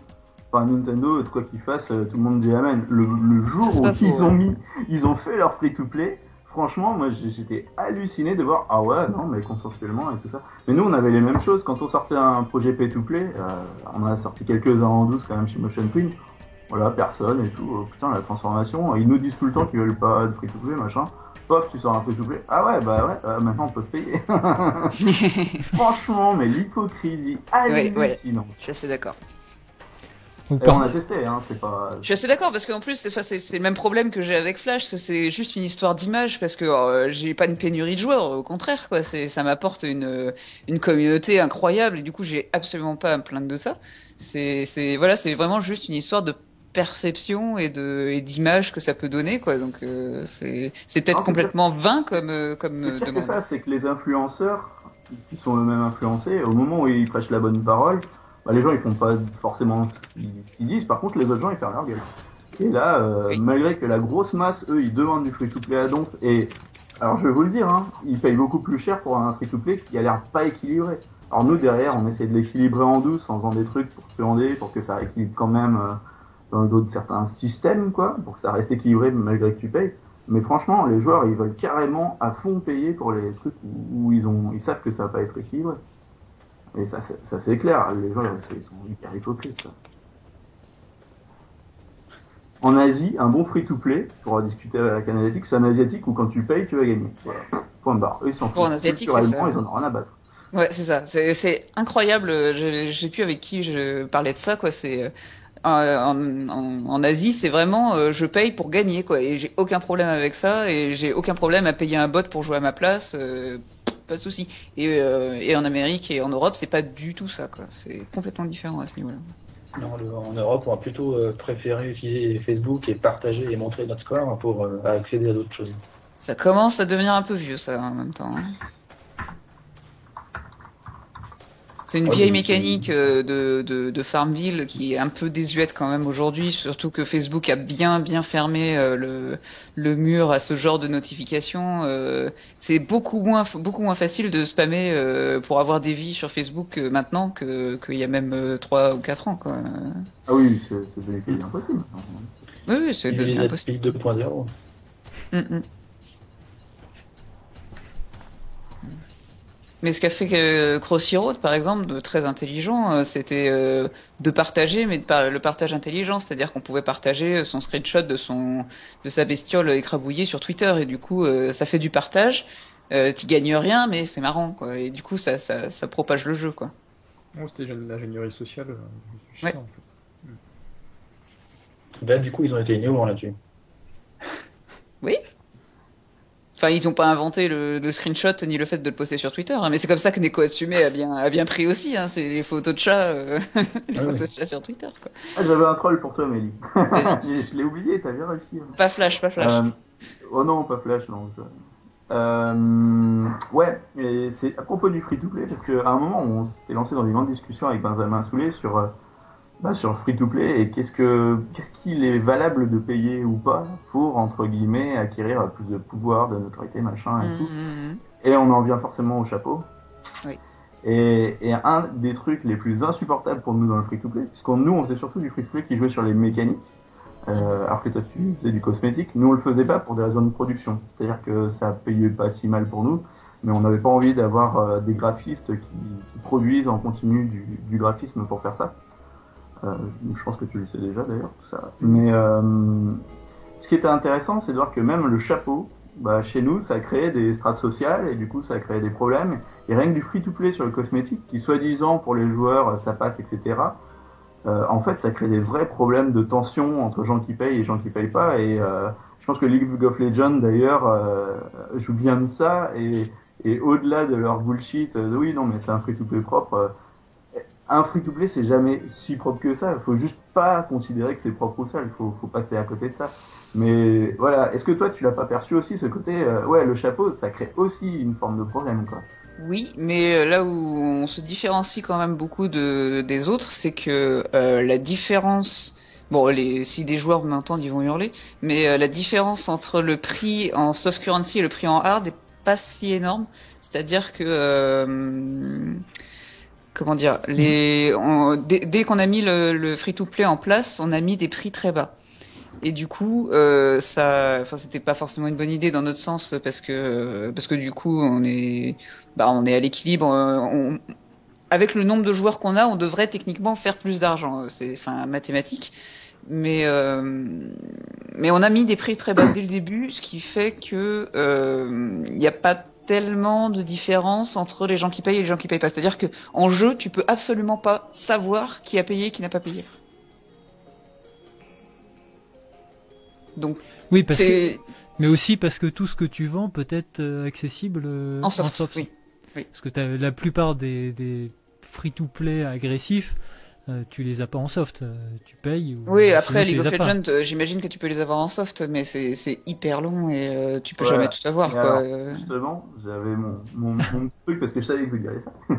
Et j'ai joué à Star Wars Battleground, qui est un jeu free-to-play, machin, etc. Et, tu vois bien que l'investissement horaire pour arriver à débloquer les trucs de la fin que tu peux toujours avoir en soft, mais forcément, même cet investissement horaire, les joueurs, ils le sentent et ils savent dans la partie quand ils arrivent, ils font ah ouais, mais lui, il a joué des plombs, etc. Il y a toujours ce petit clivage, il existe toujours, franchement. J'ai des objets qui ne sont accessibles qu'en soft. Oui, mais forcément, du coup, il y a des joueurs en soft qui ont joué. L'objet le plus cher n'est accessible qu'en soft. L'objet le plus cher n'est accessible qu'en soft. Oui, mais ça, c'est très bien. J'ai réponse à tout. Non, mais oui, je suis d'accord. Je suis d'accord que oui, forcément, c'est impossible de faire payer quelqu'un et qu'il ait rien en retour. Forcément, tu as forcément quelque chose et il paye pour ça, pour se différencier. Donc, évidemment que ça crée une différence. Maintenant, tant que ça ne se voit pas du premier coup d'œil, au niveau du gameplay, je pense que c'est ok, quoi. Ça va, quoi. C'est ok, ça dépend de où est positionné où tu places la barre, quoi, bien sûr. Non, mais je veux dire, ça dépend de ton public. Effectivement, si ton public est asiatique, ils ont peut-être pas envie du tout ils ont peut-être envie que tu vois la différence quand ils ont payé, qu'il y ait des flammes derrière, que ça soit brillant et que ça tape à plus 10 000. Oui. Non, mais là toi, je base sur le côté ouest, hein, c'est sûr. Mais tu constates des différences, toi, entre, par exemple, la Turquie, le Brésil et la France? À quel niveau? De perception, justement, sur Non. Enfin, Non, ils sont tous plus ou moins la même. Ouais. Les Anglais sont très exigeants, c'est-à-dire qu'ils en veulent vraiment pour leur argent. Ils sont très critiques et dès qu'ils ont dépensé $1, ça y est, on leur doit la lune. Les autres le sont un peu moins. Maintenant, non, ils ont tous quand même, quelle que soit la communauté, si on fait un truc un peu trop abusé, n'importe qui nous le dira, quoi. Donc, non, il n'y a pas tellement de différence dans cette perception-là. Enfin, en tout cas, moi, je l'ai pas ressenti. Maintenant, il y en a peut-être une dans d'autres jeux, mais.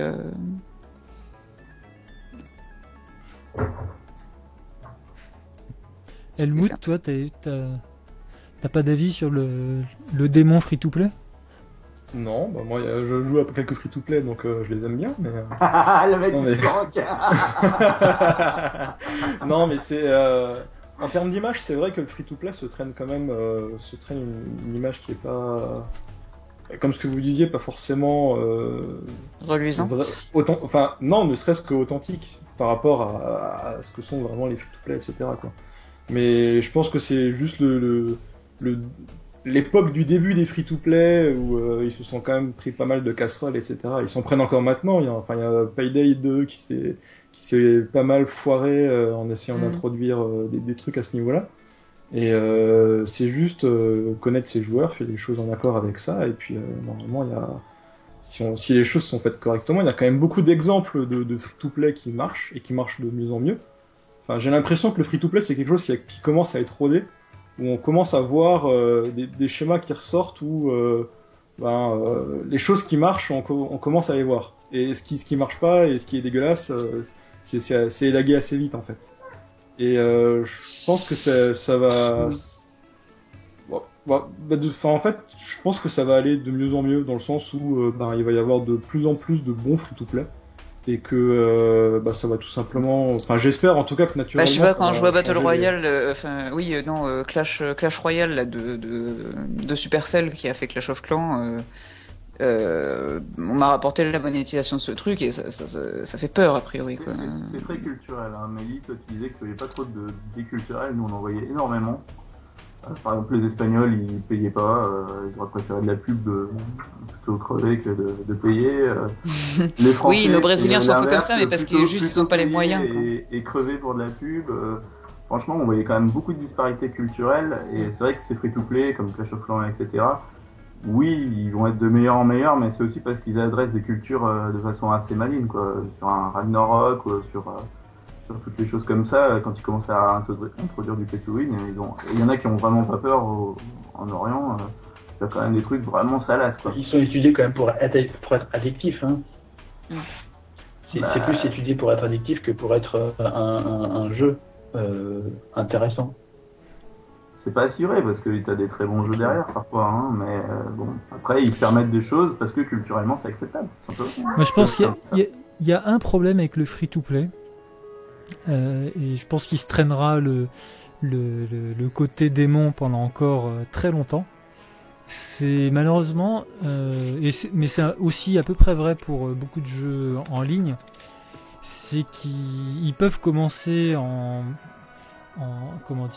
défendant toutes les vertus du monde, mais comme ils sont en permanence mis à jour, pour peu que t'aies l'équipe marketing, l'équipe financière qui prennent un peu trop le dessus dans la direction du jeu, et puis ils peuvent te transformer ça en horrible free-to-play, quoi.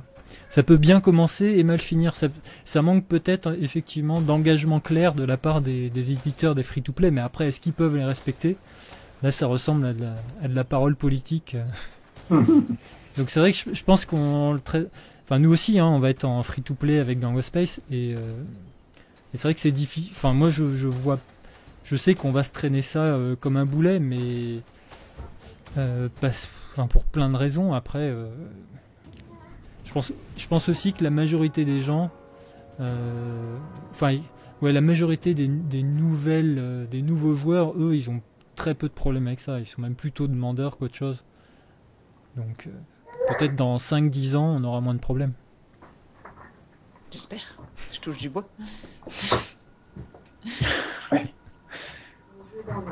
Mais voilà, c'est comme je dis, c'est bon, c'est limite une problématique de princesse, quoi, parce que c'est qu'une problématique d'image, mais je sais pas à quel point ça me ferme des joueurs, en fait. Parce que les joueurs qui gueulent dessus, c'est des joueurs qui auraient peut-être pas joué au jeu déjà de base, qui sont pas assez ouverts pour ça, je sais pas. Ouais, je pense que moi je verrais ça comme ça en fait. C'est vraiment si les gens qui peuvent éventuellement casser du sucre sur un jeu, je pense que c'est tout simplement pas le bon public à la base. Déjà. Je pense que free-to-play ou pas, au final, faut le faire en accord avec son public. Faut faire le travail pédagogique, faut le faire avec le public, Et quand t'as pas de public, quand tu cherches à le construire, en fait. Faire du free-to-play quand t'as pas le public, c'est que t'es une multinationale qui a beaucoup de millions d'euros d'avance aujourd'hui. Et non, au contraire, c'est une bonne idée de faire du free-to-play quand t'as pas de public, parce que justement, tu ouvres ton jeu à tout le monde sans barrière d'entrée. Alors à ce moment-là, je modifie un peu. À ce moment-là, moi, je verrais le free-to-play comme le mode démo. Ce qu'on a pas mal vendu aussi sur Motion Twin, c'est tu passes en pay-to-play quand c'est un peu le mode super plus, et quand c'est gratuit, c'est le mode démo. Mais aujourd'hui, si une entreprise elle me dit je veux démarrer, je veux faire du free-to-play, vu que moi j'ai vu quelques entreprises qui ont fait les deux, quoi. Aujourd'hui, une entreprise qui adresse bien son marché en pay-to-play ou une entreprise qui adresse bien son marché en free-to-play, ils vont à peu près démarrer sur les mêmes niveaux de rentabilité s'ils font pas d'acquisition payante et qu'ils n'ont pas des gros moyens, ça je dis pas. Mais disons qu'aujourd'hui le marché a changé. Il y a quelques années, démarrer en free-to-play c'était un peu plus rémunérateur. Aujourd'hui, si tu fais pas d'acquisition payante, ça vaut pas le coup, quoi. Enfin, de mon point de vue. Après, toi, t'as une entreprise qui a déjà bien vécu, moi aussi, donc j'ai vu des exemples d'entreprises. Des gens qui démarrent sans avoir les moyens de faire l'acquisition payante, c'est chaud. Ouais, en plus, vous aviez pas commencé en même temps. Enfin, vous aviez commencé il y a longtemps. Oui. Donc, effectivement, mais Alphabet, Et c'est pas des nouveaux, ça, c'est pas des jeunes. C'est pas des nouveaux, mais est-ce que Je peux pas citer Alphabet, à Tripleton, ils ont drivé un trafic monumental dessus. Hein. Et ça a pas oui, démarré. est-ce qu'ils font du cross est-ce qu'ils font du cross promo avec Tripleton, je sais pas. Bah un petit peu quand même. Et puis Alphabet a pas démarré si fort au tout début. Hein. Les premiers jours, c'était pas génial. Hein. Après, c'est bien monté parce que ça a bien viralisé, parce qu'ils avaient un bon système de viralisation. Mais c'est pas des nouveaux, ils ont 10 ans d'expérience, ces gens-là, ils savent faire des jeux au poil de cul et les faire vite. Je parle plus pour les jeunes. Moi, aujourd'hui, lancer un projet free-to-play, si j'ai pas une communauté un peu solide, en free-to-play, franchement, faut étudier le marché, quoi. Mais c'est plus une évidence. Il y aurait 2 ans, moi, je serais allé en free-to-play directement. Aujourd'hui, je me dis que ça dépend vraiment du projet que j'ai envie de faire. Sur un jeu en ligne, c'est compliqué de faire du pay-to-play, en revanche. Moi, j'ai l'impression. Sur un jeu en ligne, si tu fais un jeu en ligne dans Steam avec un petit coup de workshop ou des choses comme ça, ou des choses un peu innovantes sur ce que le joueur il peut apporter comme une viralisation de lui-même, c'est pas si évident. Hein. Les gros jeux Steam qui marchent très très fort et qui ont les meilleures courbes, c'est des jeux en ligne. Non mais oui, mais ils sont en free-to-play ou ils sont... Pas forcément, non. Il y en a qui sont en free-to-play et qui marchent pas bien.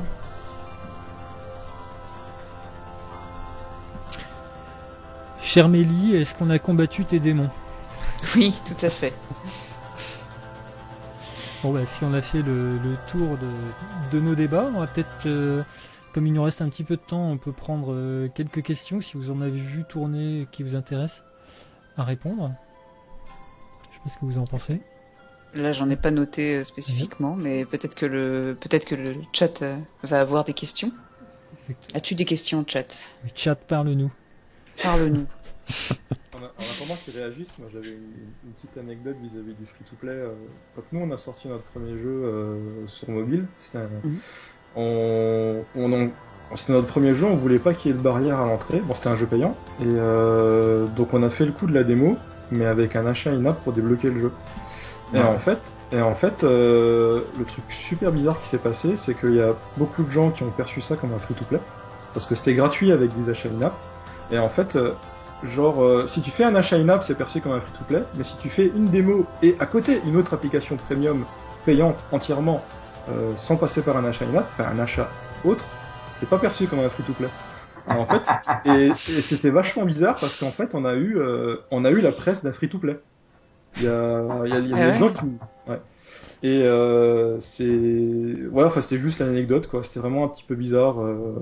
On a voulu faire ça pour pas qu'il y ait de barrière à l'entrée de notre jeu, mais on avait vraiment la presse d'un free-to-play et on nous a dit votre jeu c'est un free-to-play, c'est pas un truc premium, on va le mettre là, quoi. C'est étonnant. Ouais. Et comme quoi la barrière est mince.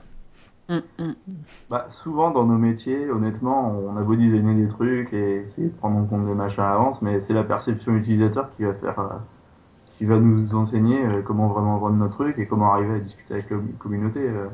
Le nombre de fois où on essaye de faire un truc qu'on trouve génial sur le papier et puis les gens ne comprennent pas. C'est tout le travail du designer. Ah ouais. Mais enfin, c'est le travail du designer qui va aussi travailler avec les feedbacks, quoi. En free-to-play, c'est vraiment très très vrai. Hein. Alors, la question du chat qui était déjà posée là-haut, enfin plus tôt et qui a fait prendre un débat au niveau du chat. Peut-on considérer qu'il y a une vraie industrie du jeu vidéo en France? J'ai du mal à pas être choqué par la question, en fait. Enfin, on était parmi les premiers encore il y a 15 ans, quoi. Et aujourd'hui qu'on arrive à s'en poser la question, c'est grave, quoi. Bah, dans les médias, quand même, on matraque sur les gens qu'il faut aller au Canada. Donc, il y a 3 jours sur France 2, il y avait un chef de projet canadien qui disait « Oh mais non, mais vu d'ici, la France, bon, il se passe plus rien, c'est mort, c'est des petits losers. » Ouais, c'est peut-être leur ressenti, mais est-ce que c'est la vérité Sur France 2 à 20h, vérité. Bah, c'est pas parce que c'est la vérité, quoi. On voit plein de conneries sur France 2 à 20h, quoi. Enfin... Oui, mais le grand public, lui, sa perception, c'est pas... Par rapport à la question c'est pas parce que tout le monde a tort qu'ils ont raison, quoi. Je veux dire. Ça me fait penser aujourd'hui, il y avait Yaki sur Twitter qui faisait des stats sur le nombre de boîtes françaises qui ont fermé l'année dernière. Et il en a quand même pioché une bonne quinzaine juste en regardant l'annuaire de la FJV, quoi. Oui, bah oui. Une boîte en même temps, il y en a eu combien de créations aussi Ouais, voilà, oui, c'est sûr. Ouais. Après, non, je pense que la création est forcément beaucoup plus, enfin très très riche en ce moment. C'est juste elle est difficile à voir. C'est peut-être beaucoup plus de tout petites équipes, de tout petits studios, de tout petits indés à droite, à gauche. Et il faut pas se mentir, il y a plein de gens qui sont français et qui le communiquent surtout pas. Exactement. Combien de fois j'ai acheté un jeu sur Steam Pendant longtemps, il y a plein de gens qui croyaient que c'était des Californiens. Hein. Bon, après, Qui ça? J'ai pas entendu. Ketchup. Ah, Ketchup. Tu vas sur Steam, t'as plein de jeux, tu les achètes, puis tu te rends compte 2 ans après, c'est des Français qui ont fait ça, bon. Ça m'arrive tout le temps, quoi. Bah nous on a ce problème-là. C'est pas forcément un problème, mais le fait de communiquer que en anglais et de mettre nulle part qu'on est français et qu'on est à Metz, etc. Bah il y a plein de gens, même quand je les rencontre de vive voix dans des salons, etc. Ils me disent ah putain mais merde, je pensais que t'étais américain et tout. Mais, alors nous, pour le coup, dans le jeu, on s'en cache vraiment pas, quoi. On met des références au français de partout. Il y a des commandes qui sont que en français. Fraise, c'est pas traduit, ça reste fraise dans toutes les langues. Enfin, on met des baguettes, des trucs. Enfin, vraiment, les gens ils savent qu'on est français, quoi. Enfin, nos joueurs en tout cas. Mais c'est parce que ça nous différencie un peu, quoi. J'aime bien, quoi. Et bon, pour revenir au sujet effectivement de base. Oui, je suis d'accord avec Gros Roux, c'est que on a moins d'énormes conglomérats par Ubisoft, quoi, qu'avant, quoi. Mais il y a plus de petits studios, quoi. Et ça revient du coup à l'autre question qui est posée. Est-ce que vous trouvez qu'il y a trop de studios? Attends, je remonte un peu. Y a-t-il assez ou trop de studios de jeux vidéo en France selon vous? Ah bah beaucoup trop. Pour ceux qui sont en place. Voilà, c'est ça. Non, mais faut aussi faire la part des choses parce que dans les stats des studios de prod de jeux, il y a aussi pas mal de, je sais plus combien de pourcents, mais c'est quand même énorme de gens qui font juste du middleware ou du service pour d'autres studios. Est-ce que ça existe encore vraiment? Oui, en France, je sais plus, En France, t'avais non. les stats du SNJV, je sais plus, je vais pas dire de stats à la nappe, mais il me semble que c'était au-dessus des 20%, quoi. De boîtes qui font du service. Ouais, tu sais, les services dans le cloud, Ouais, les je crois qu'ils englobent beaucoup de choses des gens aussi, qui sont pas médiatisés en fait, hein, mais il y en a beaucoup, beaucoup.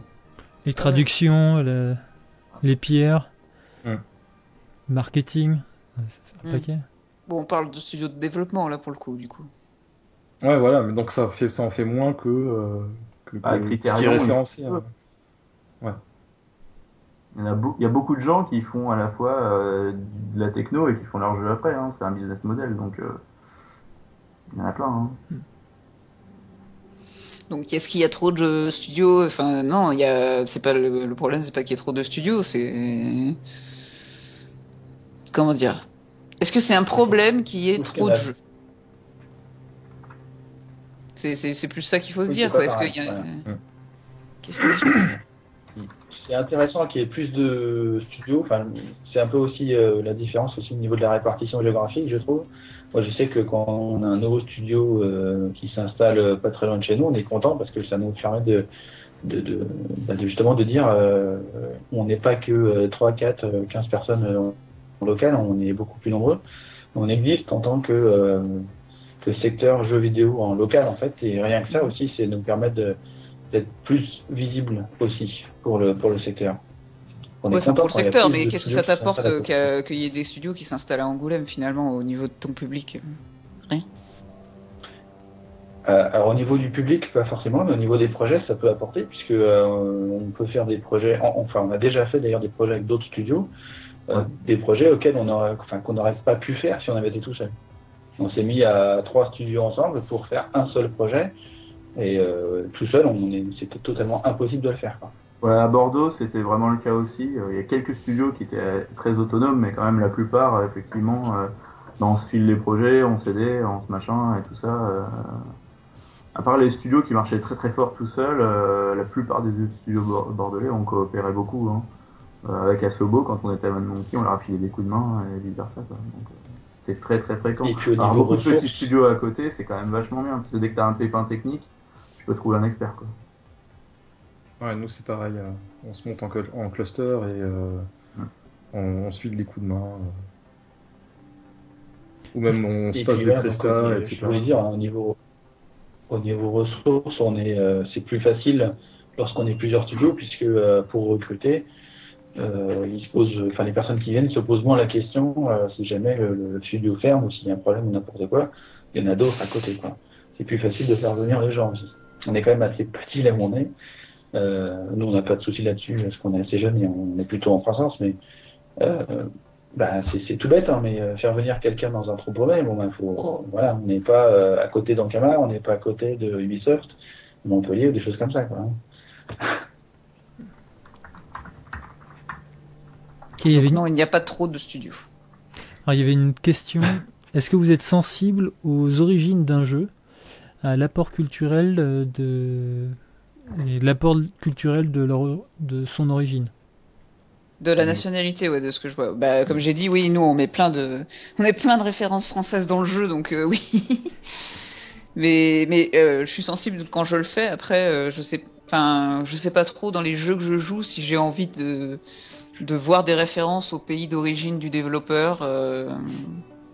Mais je joue vachement de notre image française en général parce que je trouve que ça fait marrer les gens, quoi. Mais Ouais, à Motion Twin, on vendait pas trop à l'international de toute façon, pour des problèmes qui étaient plutôt systémiques, propres à la boîte, mais les joueurs étrangers, ils étaient plutôt contents, ils trouvaient ça rigolo, quoi.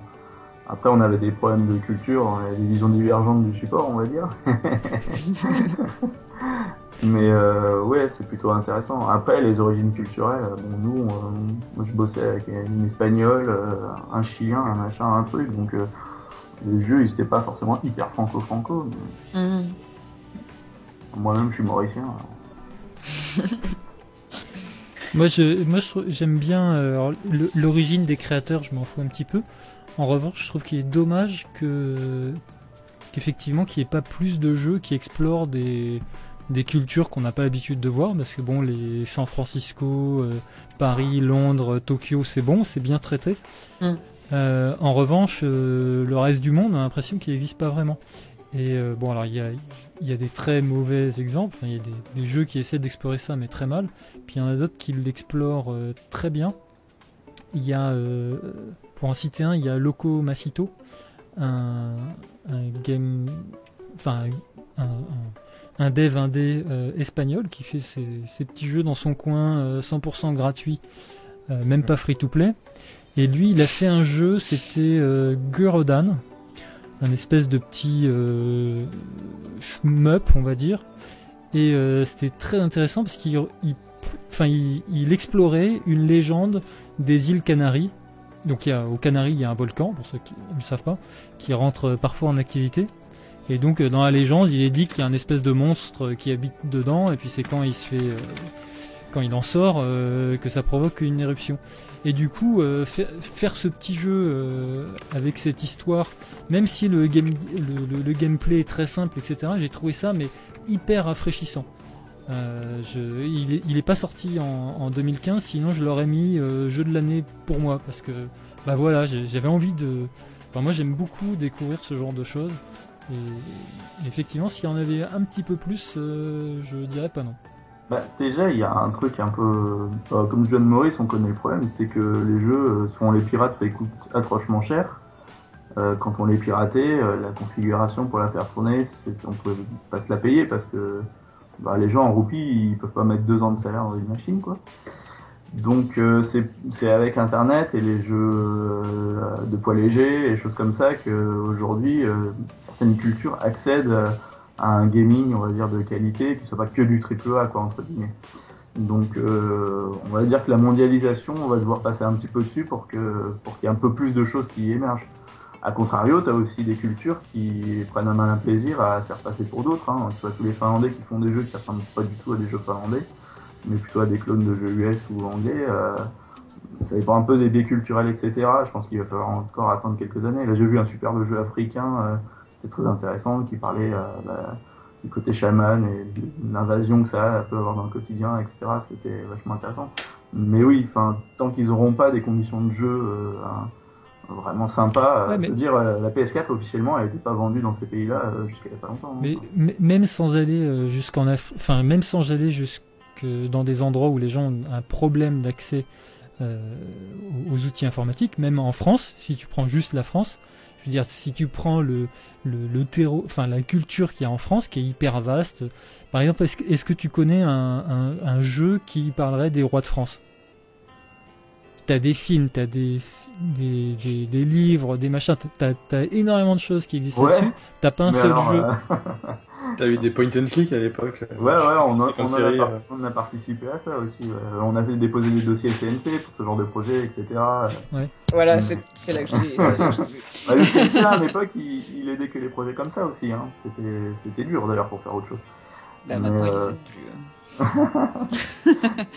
Mais ouais, il y a eu pas mal de jeux là-dessus, ouais. Mais après, ça va, ça vient. Est-ce qu'il y a un public ? Est-ce qu'il y a un éditeur qui est prêt à prendre le risque ? C'est pas toujours si évident. Mais là, je parle de jeux indés, hein. Je parle même pas de jeux qui ont besoin de... Je veux dire, le mec, avec son Unity, au lieu de faire un 3 millième shooter sur la base du truc, pourquoi il... C'était un piège à retardement. Et je dis ça pour tout le monde, même pour moi, hein, bien sûr. Ouais, mais quand t'es développeur de jeux et que tu te mets à faire des jeux, t'as envie de faire un jeu sur les rois du 16e siècle.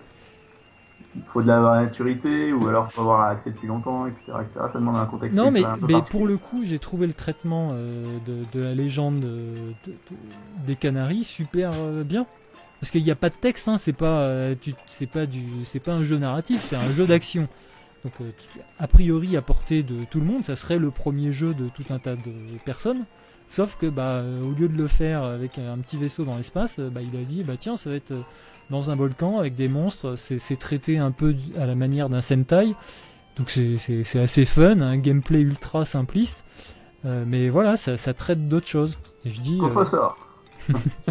Moi j'aime bien cette réflexion, je la trouve vraiment pertinente et je la partage. Je l'ai partagée il y a quelques années et puis je me suis dit la même chose pour la littérature. Pourquoi la littérature, aujourd'hui dans le monde de la littérature on va dire internationale, t'as vraiment les Américains, les Anglais, t'as un peu les Nordiques, et puis finalement, par exemple, les Indiens, pourquoi on était un peu absent de la littérature internationale. Puis je me suis penché sur la question. Et puis là, j'ai vu qu'il y avait un mec qui avait raconté le Ramayana et que c'était le mec qui vendait le plus de livres au monde en ce moment.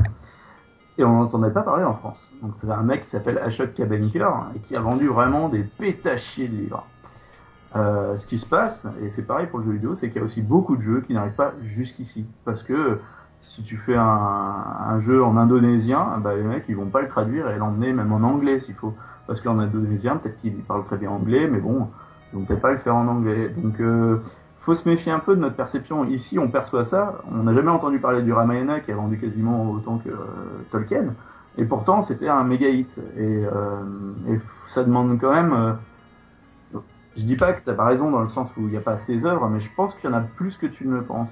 Et c'est pas évident d'y avoir accès. Je te rejoins. Par exemple, c'est vrai que au Japon, par exemple, je sais qu'il y a pas mal de jeux comme ça qui... Enfin, eux, ils ont une culture qui est très vivante, très forte.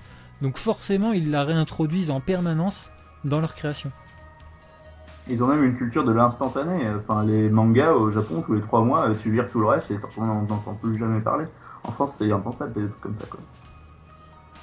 Mais ouais. Voilà. Est-ce que vous avez vu passer une autre question? Enfin, d'autres questions? J'essaie de remonter un peu. Est-ce que le Made in France, du coup, peut faire vendre un jeu? Voilà. La suite de la question aussi, est-ce que un jeu uniquement français, sous-titré français, c'est chance? Sous-titré anglais, ouais.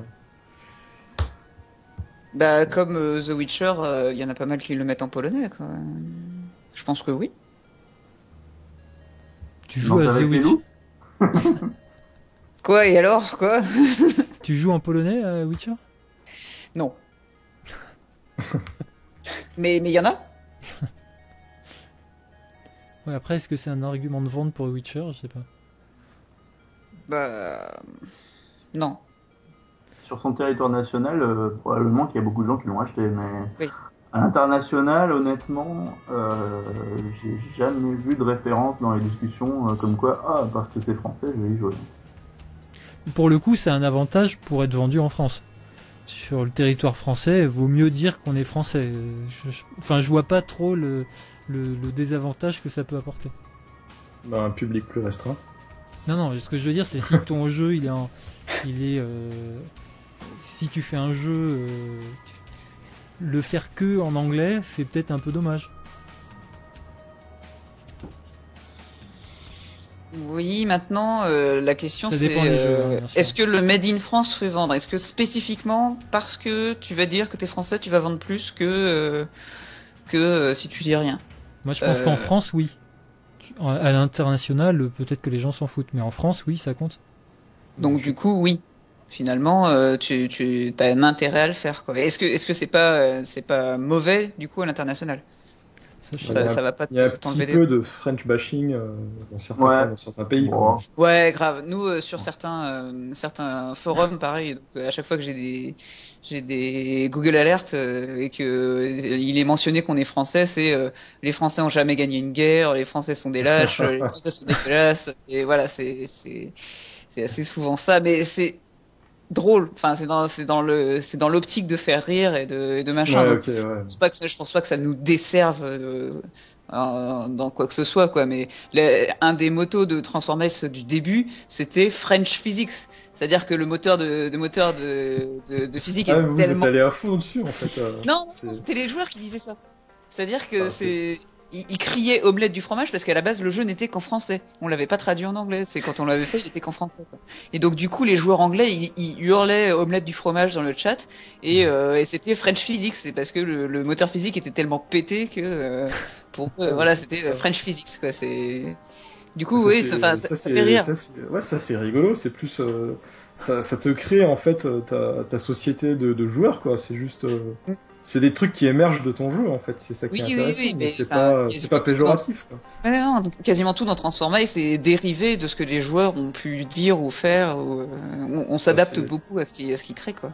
C'est cool. C'est une bonne approche. C'est rigolo. Ouais.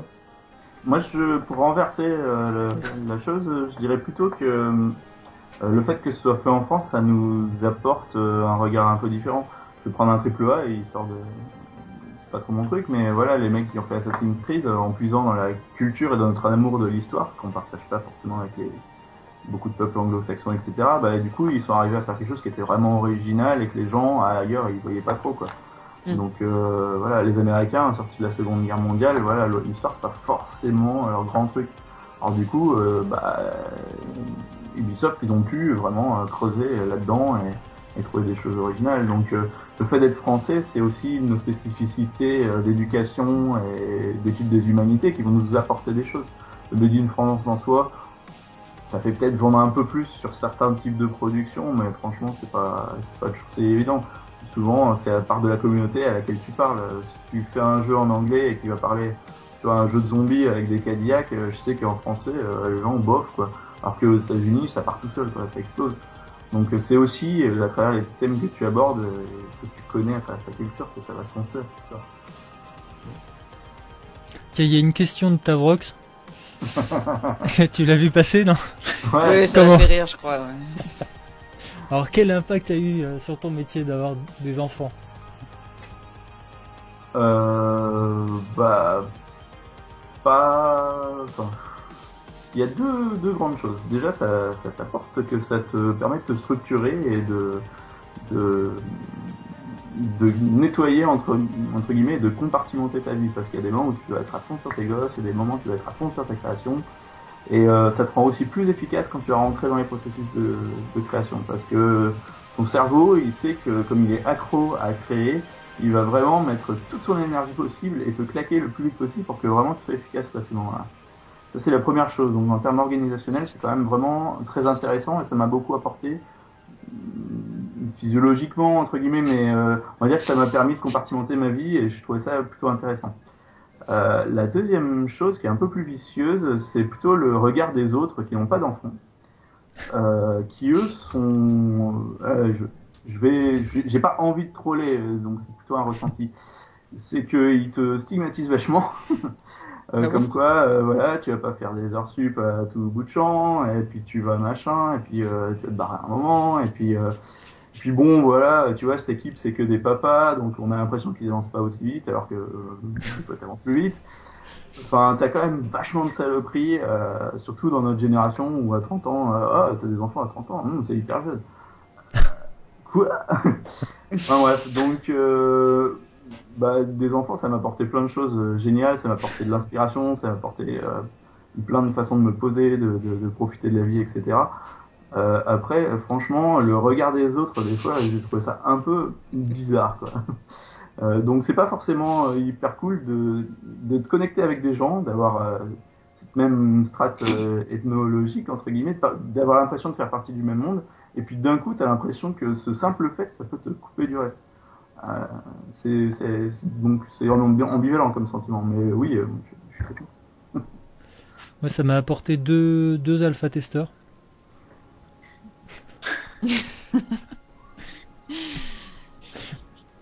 Mais ils sont encore trop jeunes pour être efficaces, pour voir si nos astuces de free-to-play sont efficaces ou pas.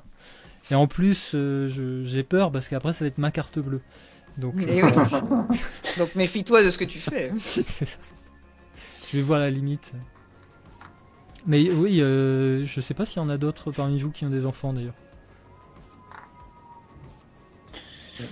Moi j'en ai, mais j'ai commencé le genre de vidéo en même temps, donc ça n'a pas vraiment changé les choses.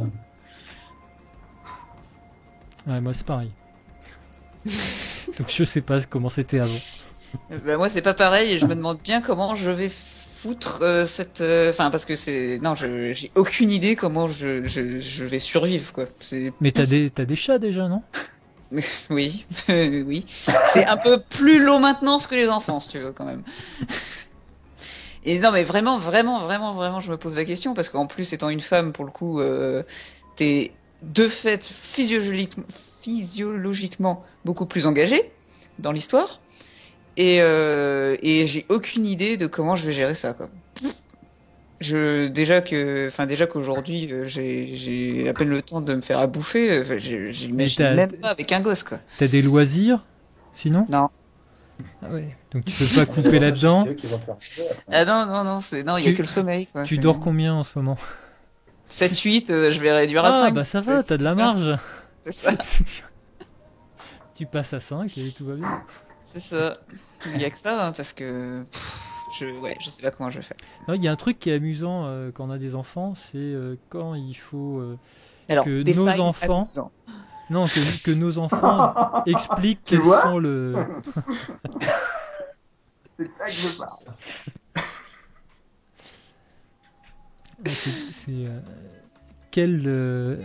Quel métier fait ton papa? Oui, c'est très drôle quand il faut écrire, ouais. Donc moi je joue toute la journée.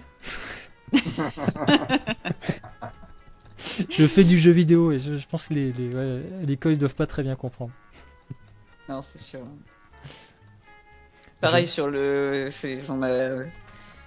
on est devenu récemment propriétaire avec mon homme et quand on a dû marquer nos métiers sur c'était alors qu'est-ce que c'est lead game designer oui, c'est un métier. Ouais, moi, quand je remplis des papiers, on me demande si je travaille chez Micromania. Oui, pareil, oui. En plus, une fille dans le jeu vidéo, et Des jeux vidéo ils peuvent même pas piger, quoi. C'est... Ouais. C'est vrai qu'à Angoulême, on est plutôt privilégié parce que, en fait, même le banquier, il peut te prêter. Et même quand t'es intermittent, il peut te dire qu'il peut te prêter et tout. Enfin, il y a des trucs de fou, hein. Donc là, c'est plutôt cool. Hein. Ils ont assez d'artistes pour leur faire confiance. Ouais, c'est vrai. Ok. Vous jouez des PJ pour toucher un large public. Alors déjà, le PJ, Peggy, c'est quelque chose que les consoleux qui font, quoi. Ça coûte des sous. Ouais, ça coûte cher. C'est chiant en plus. Maintenant, sur mobile, en fait, c'est fait automatiquement juste avec un formulaire. Hein, donc, ça commence à changer. c'est simplifié. Ouais. Ça va se simplifier sur console aussi, mais on sait jamais quand.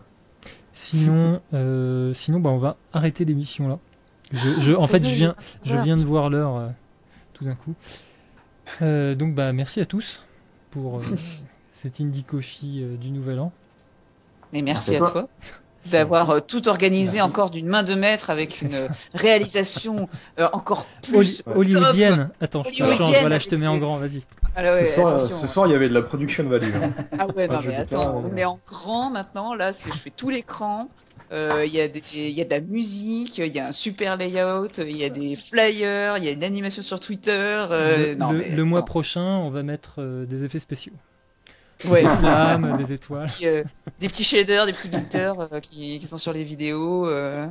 Non, c'est oui, d'ailleurs, merci à Tavrox pour l'animation Twitter. Oui, tout à fait, merci Tavrox. Eh bien, merci à tous. N'oubliez pas de nous suivre sur Twitter. Vous pouvez nous rejoindre sur Steam. Comme ça, vous retrouverez les jeux de tous les devs et de tous les devs indés qu'on aime. Et puis, tout simplement, à la semaine prochaine, même heure, même place, mercredi, 21h. Merci. Ciao. Ciao. Bye bye. Merci, salut. Salut. Voilà, c'est bon. Alors là,